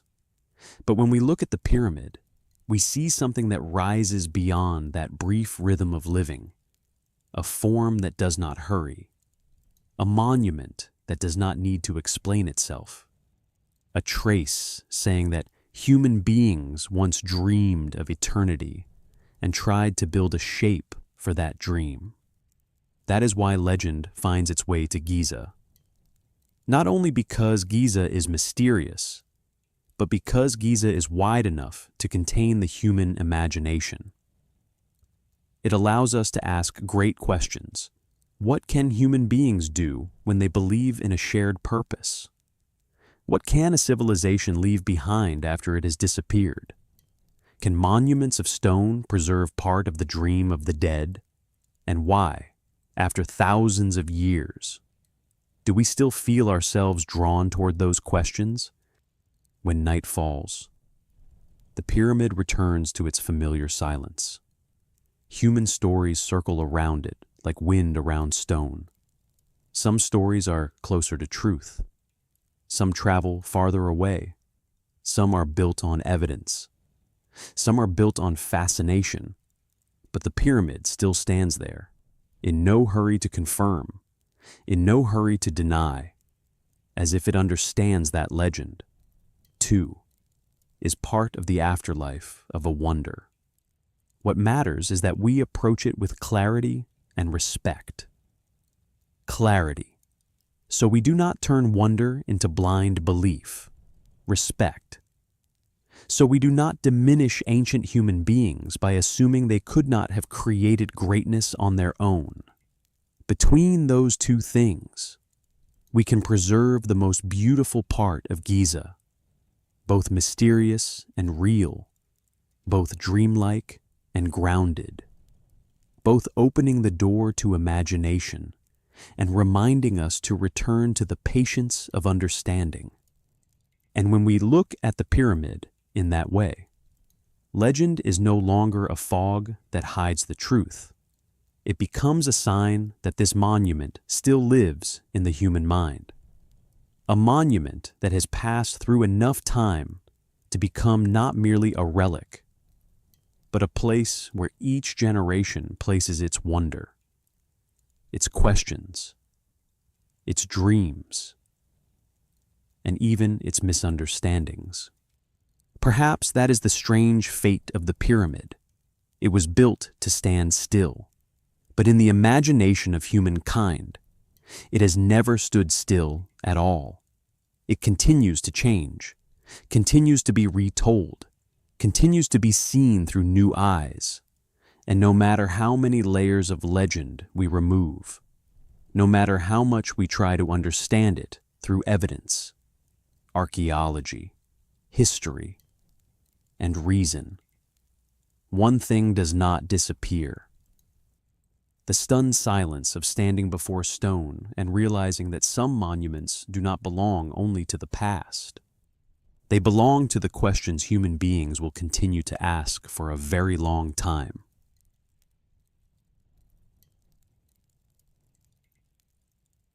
Some structures are built for people to enter. Some are built for people to live in, work in, pray in, meet one another, trade, or shelter from sun and rain. But the Egyptian pyramid does not fully belong to those familiar purposes. It is not a house, not a palace where a king sat among his courtiers, not a square where people gathered. It is a structure of silence, a colossal form raised not for everyday life, but for a question far deeper than everyday life. What happens when a human being leaves this world? For modern people, death is often understood as a private ending, a loss within a family, an absence in memory, a grief we try to name with gentle words. But for the ancient Egyptians, death was not merely absence. It was a transition, a journey, a stage that had to be carefully prepared, as if the dead were about to step into another land, where order still had to be preserved, names still had to be spoken, the body still had to be protected, and the soul still had to find its way. In that world, the pyramid was not only a place of burial, it was an image of cosmic order placed upon the earth in stone. Let us try to look at the pyramid not as visitors, but as people living in ancient Egypt, before us. That mass of stone is not only large, it is right. It has a broad foundation gripping the earth, sloping faces rising upward, and a summit where all its lines meet. That shape does not tell a story through drawings or words, but it leads the human eye in a very clear direction, from low to high, from heaviness to lightness, from the earth toward a point closer to the sky. Even if we do not fully understand the beliefs of the Egyptians, we can still feel that this form was created to speak of ascent. But ascent beyond what? Perhaps beyond decay, beyond the brevity of life, beyond the fear that a human being would disappear completely after the final breath left the body. For the ancient Egyptians, the body, the name, the rituals, the tomb, and memory all had a role in the journey after death. A person did not live only through the breathing body. That person also lived in their name, in their image, in the rituals performed for them, in the burial place prepared to protect their continuation in another world. For that reason, the pyramid cannot be understood as a soulless block of stone. It belonged to a system of belief in which stone, form, ritual, and power all helped protect a greater order. The pharaoh was not only a king in the political sense. In the world of ancient Egypt, he stood as a link between human beings and the gods, between the land and sacred order, between present life and continuation after death. When a pyramid was built for a pharaoh, it did not serve only one individual. It reflected the way that entire society understood power, stability, and the connection between human beings and the cosmos. This is the important point. The pyramid did not only say that the pharaoh had once lived, it said that order continued. A king could die, his body could be brought into the darkness of the tomb. The people could mourn, rituals could take place. The dynasty could pass to a successor, but the stone structure remained, like an affirmation that the death of the king must not become chaos. The king entered the world beyond, but the order he represented had to be preserved. The pyramid was therefore both a tomb and a symbol of endurance. It told the living that sacred power did not vanish within a single human lifetime. It had been placed into stone. The ancient Egyptians had a very strong sense of order. To them, the world was not simply a place where things happened at random. There was light and darkness, flood water and planting season, life and death, chaos always waiting at the edge of order. And the task of human beings, especially the king, was to keep that order from collapsing in that way of seeing. Architecture was not only a display of power, architecture could become an act of preserving the world. The pyramid was such an act. It took scattered materials from the earth and brought them into a strict form. It turned stone into stability, turned weight into symbol, turned silence into a reminder that the world needed order in order to exist. When people stood before the pyramid, they did not see only a large structure. They saw an image of the universe as the Egyptians wished it to be, with a foundation, a direction, a highest point, balance among its parts, and a structure resisting collapse. This is different from saying that the pyramid encoded the secrets of the universe in a mystical sense. We do not need to go in that direction. The deeper thing is to see how a civilization used architecture to make its worldview visible. Abstract things such as power, eternity, order, death, and rebirth cannot be held in the hand. But the Egyptians gave them a shape made of stone, a shape large enough that the living could not forget, and durable enough that the dead seemed still to be enclosed within an order not easily dissolved. Imagine a ritual procession approaching the burial complex. The air is slow and solemn. Prayers are spoken. Fragrance, footsteps, sunlight, and stone shadows all merge into a moment in which the living send the dead farther away from the familiar world. To us, this may be an ancient ritual difficult to understand, but to them, it was a way of ensuring that the journey did not happen in loneliness. The dead were not abandoned in darkness. They were brought into a system of words, offerings, images, architecture, and belief. Within that system, the pyramid was the silent center. It was not the only important element. Around it were temples, causeways, tomb fields, rituals, attendants, texts, images, and objects prepared for the afterlife. But the pyramid was the most striking image, the thing the eye could see from far away, the thing that made the whole idea of continuation after death heavy, clear, and impossible to ignore. It was like an artificial mountain built to say that the Pharaoh's journey did not end in the earth. It passed through the earth, was held in stone, and turned toward an order greater than life. Perhaps this is why the form of the pyramid is so powerful. It has very few details, yet it contains so much meaning. It does not need to tell a long story through dense decoration. Its shape alone is enough to create feeling. The broad base makes us think of stability. The sloping faces make us think of rising. The summit makes us think of a point of convergence. The entire monument makes us think of an order in which every part moves toward one direction. For the ancient Egyptians, that shape could touch ideas that ordinary words struggled to hold. And if we look more closely, we will see a beautiful paradox within the pyramid. It was built for death, yet it speaks of continuing life. It contains darkness within, yet its outer form always turns toward light.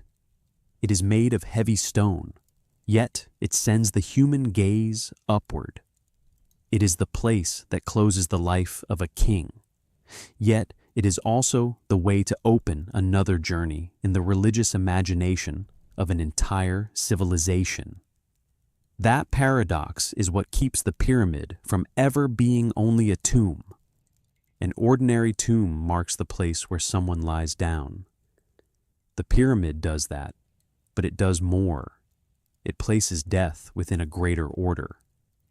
It says that loss does not necessarily have to be chaos, that the ending of a human life can be surrounded by ritual, that the body can be protected, that the name can be preserved, that memory, if placed into stone and ceremony, can travel much farther than the breath of one human being. As modern people, we do not need to believe the same things the ancient Egyptians believed in order to understand the power of that idea. We only need to recognize that every civilization must face the same thing.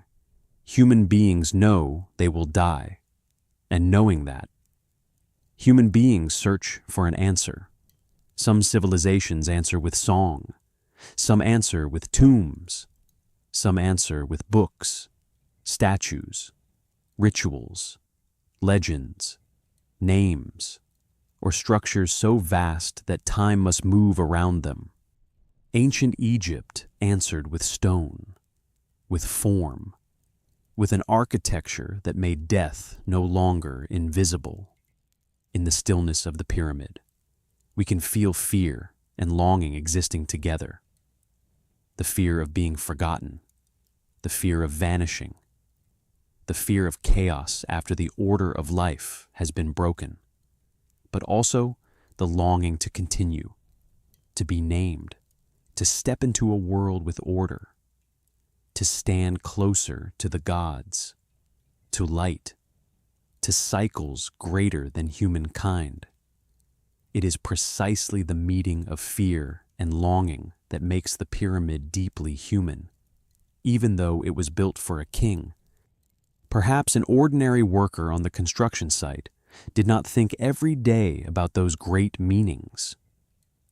He may have thought only of his task, of the heat on his shoulders, of the stone before him, of his meal, his family, the repeated rhythm of work. But the structure to which he contributed carried a meaning larger than any individual. This is something often seen in history. Human beings do concrete tasks, sometimes exhausting, sometimes ordinary. Yet those tasks can become part of a symbol far greater than themselves. And once that symbol was completed, it began to live another life. It no longer belonged only to those who built it. It belonged to ritual, to the memory of the dynasty, to the landscape of Egypt, to the way the living saw the dead, the way the people saw the king, the way a civilization saw its place within the order of the world. The pyramid became a fixed point in the mind, as if it were always reminding people that human life must be placed into a meaningful shape, or else it would dissolve into the sand. This is also why this chapter must be separated from the story of the observable sky. The sky is present here, but not as a star map. It is present as a symbol of a larger order. What matters is not counting each star or searching for every alignment. What matters is understanding that the Egyptians lived in a world where earth and sky, king and god, death and continuation, architecture and ritual were not separated into distinct fields. Everything flowed together within one way of seeing, and the pyramid was the clearest shape of that vision. When dusk falls, the form of the pyramid changes with the light. By day, it may look like a structure of power. In the evening light, it becomes softer, deeper, like a gigantic memory. And when darkness slowly covers it, it becomes a black mass between earth and sky, a shape so simple it feels almost primal. In that moment, we can understand why the ancients chose stone.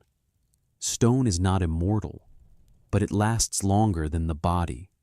Stone does not speak, but it keeps its form longer than a voice. Stone cannot prevent death, but stone can resist forgetting. And perhaps that is what the pyramid does best. It does not erase death. It does not answer every question about the soul. It does not make human beings truly eternal in a physical sense. But it does one immensely powerful thing. It turns the fear of disappearing into a structure that can be seen. It gives the fragility of human life a shape more enduring than human life.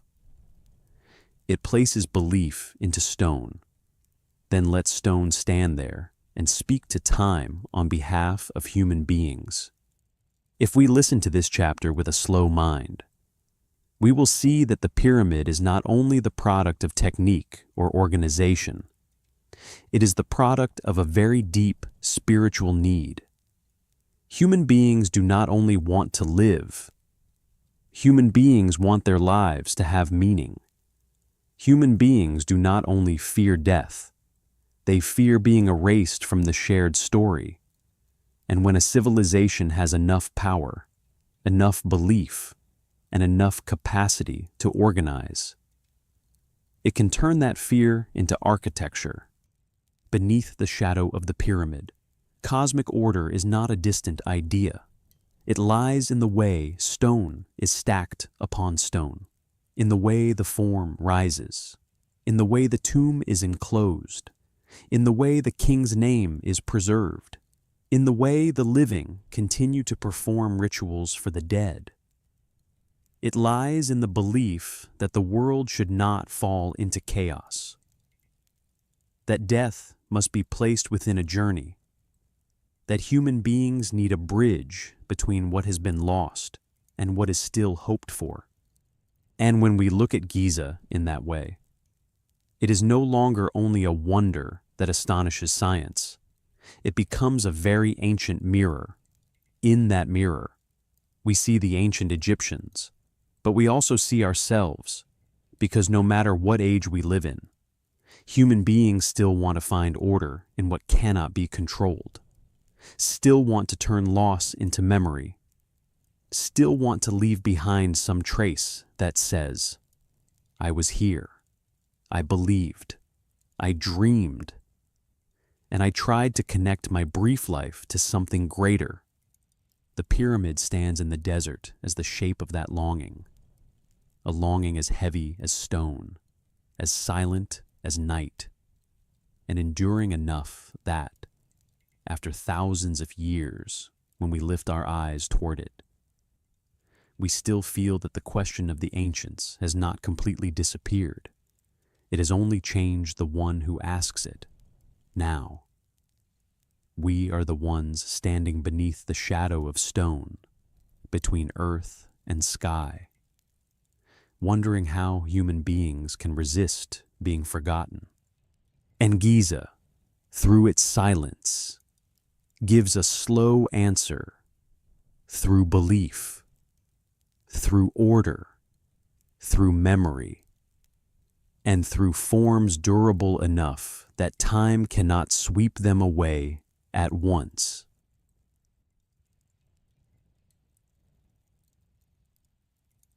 When the last light of day falls across the Giza plateau, the pyramid no longer appears as a monument belonging only to the past. It stands there between sand and sky, like a story that has never truly closed. The people who built it have been gone for a very long time. The dynasties that once passed through its shadow are gone as well. The rituals that once sounded at the foot of the monument have retreated into silence. Yet the pyramid still stands there, unhurried, unchanged by the rhythm of human life, as if it belongs to a stream of time slower than all of us. Perhaps that is the first thing Giza's legacy leaves behind, a sense of humility. Modern people may live among high-rise cities, powerful machines, and roads lit through the night. We may be used to speed, to convenience, to the feeling that everything today has surpassed the past. But the moment we stand before the pyramid, that feeling immediately softens. We realize that intelligence is not measured only by speed. Greatness does not exist only in what is newest. And the past was never as simple, small, or primitive as we sometimes imagine. The pyramid does not speak to us in words. It speaks through endurance. It reminds us that there were once people who lived in a world very different from ours, without the tools we take for granted. And yet they still knew how to observe, measure, organize, remember, coordinate, and persist. They did not need to resemble us in order to be worthy of admiration. They did not need to step into the future to prove their intelligence. They used the knowledge of their own age to create a monument large enough, precise enough, and powerful enough that thousands of years later, human beings still lift their eyes toward it. And the further we move through the story of Giza, the more we understand that the genius of the ancients did not lie in one single secret. It did not lie in a strange formula, a shocking explanation, or a story beyond evidence. That genius lay in many small things done correctly, repeated, and preserved through time. A foundation carefully prepared, an edge kept straight, a group of workers who knew the rhythm of their labor, a scribe who recorded what needed to be remembered, a measurer who trusted the shadow of the sun, the surface of water, and the cord, a society patient enough to turn a great idea into reality through ordinary days of work. That is a very deep kind of intelligence, the intelligence of accumulation. One person cannot build a pyramid. One day cannot raise Giza. One command cannot turn itself into stone. But when many people, many skills, many beliefs, and many generations of experience move in the same direction, what seems impossible begins to take shape. The pyramid, therefore, is not only the legacy of the pharaoh, it is also the legacy of the nameless. Those who left behind no individual portrait, yet left their trace within a shared monument. We may not know what they said to one another while resting. We may not know how exhausted they were during scorching days. We may not know which young worker first held a tool, which old worker passed down his experience, which scribe sat in the shade to keep the work from being forgotten. Most of that life has disappeared, but precisely because of that, the pyramid becomes even more moving. It is a memory that does not record enough names, yet still preserves proof that they were once present, that they once worked, that they once believed in an order larger than themselves. Giza's legacy also lies in the way it makes us reconsider the idea of a wonder. A wonder does not necessarily have to be something impossible to explain. A wonder can be something that becomes more worthy of reverence the more it is explained. When we understand that behind the stone blocks were labor, organization, observation, correction, and discipline, the monument does not lose its mystery. It becomes closer to humanity, and therefore deeper. It is no longer a strange miracle beyond human ability. It becomes proof that human ability, when gathered together and held long enough, can travel far beyond a single lifetime. Perhaps this is what Giza says to every age. Human beings often want to leave a trace. We know we are fragile, so we build. We know memory can fade, so we tell stories. We know the body will disappear, so we place part of our belief into stone, into writing, into ritual, into monuments, into things that may remain longer than we do. The ancient Egyptians did this in a grand and solemn way. They did not merely build a tomb, they built a shape for the longing to overcome oblivion. But what is important to remember is that the pyramid does not defeat time in an absolute sense. It, too, has been worn down. The outer casing that once shone brightly is no longer intact. Its edges have endured wind and sand. Its passageways, surfaces, and surrounding areas have all changed through the centuries. Giza does not stand outside time. It only stands longer than most things human beings create. And that is what makes it beautiful. It is not immortal, but it is enduring. Not perfect forever, but still strong enough to remain present.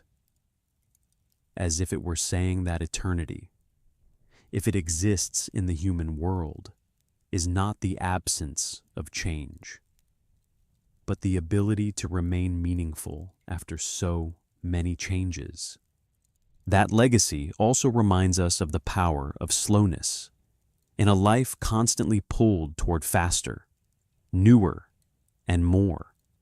The pyramid stands like a quiet counterpoint. It does not hurry. It does not need to draw attention with noise. It does not need to change its shape to preserve its power. It simply stands there, day after day, century after century, allowing light, darkness, desert wind, and human imagination to pass across it. Some values do not need to run. Some monuments grow deeper the quieter they are. Some questions grow older and make us think for longer. When we look at Giza as a legacy of ancient wisdom, we also learn how to respect the past without deifying it. The ancient Egyptians were not perfect people. Their civilization, like every civilization, contained power, inequality, heavy labor, belief, limitations, and things we today cannot view through a simple gaze. But respecting the past does not mean painting it in gold.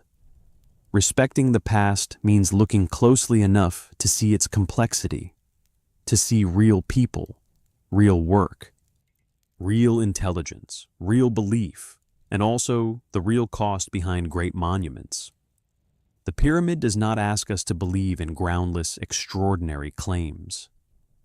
It only asks us not to underestimate the ancients, not to assume too quickly that an ancient civilization could not possess deep thought, not to think that the absence of modern tools meant the absence of intelligence, not to forget that human beings once lived very close to Earth, water, sunlight, stars, seasons, and materials. That closeness gave them forms of understanding different from ours. Slower but more durable, more manual but filled with experience.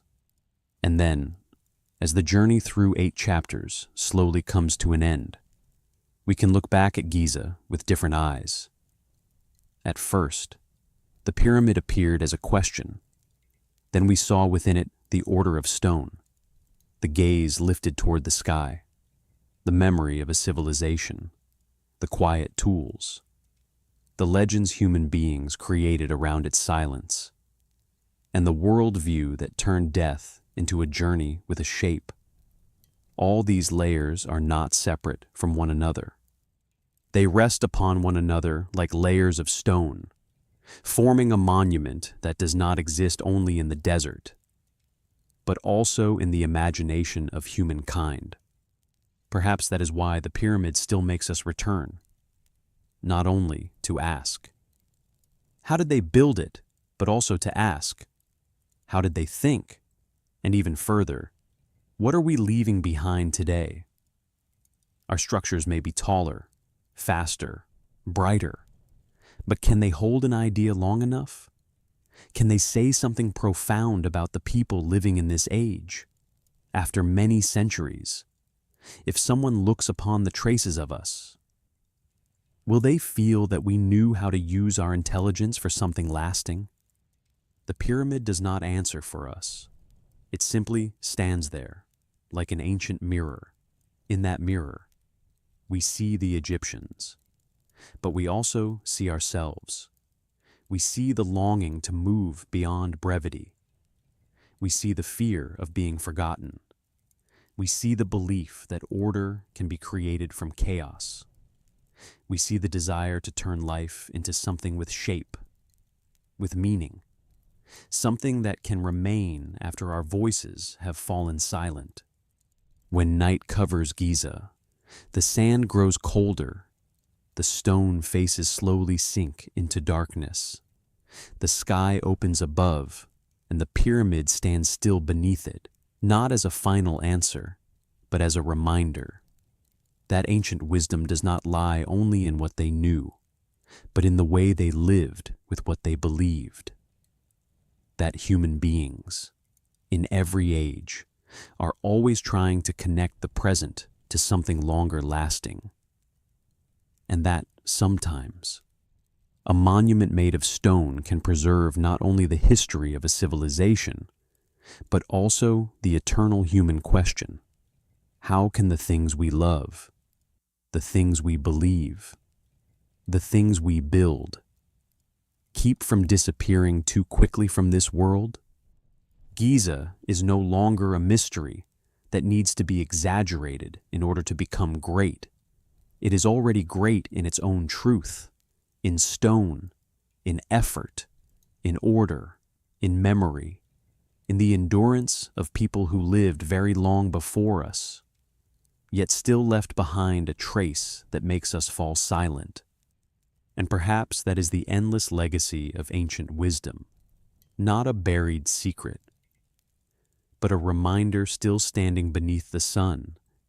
Human beings are small, but when they know how to believe, how to remember, how to work together, and how to place their lives within a meaning greater than themselves, they can create things that make even time slow down. And here, our journey beneath the shadow of the Giza pyramids slowly comes to a close. From the first question beneath the desert sun, we have passed through layers of stone, sharp edges, stars, silent hands, those who remembered, humble tools, the legends surrounding the monument, and finally the spiritual world that made the pyramid more than an ancient tomb. It is a reminder in stone of intelligence, belief, patience, and the human longing to leave a trace. Perhaps after this story, the pyramid still keeps many things silent, but perhaps we do not need to break all of that silence. Sometimes, the most beautiful thing about history is not knowing everything, but learning to listen more slowly, look more deeply, and respect those who lived before us with a fairer gaze. If you are listening to these final minutes at night, let the image of Giza remain gently in your mind. A colossal mass of stone beneath a dark sky. Silent, but not empty. Ancient, yet still speaking to the present. If you enjoy historical stories told slowly like this, please leave a like, subscribe to the channel, and comment to let me know where you are listening from. You can also suggest the next topic you would like to explore with me in the nights to come. Thank you for staying until the end of this journey. I wish you a night that is peaceful and deep. And if you are about to sleep, let the distant pyramids remain in your dreams like mountains made of stone, guarding the memory of a world long gone.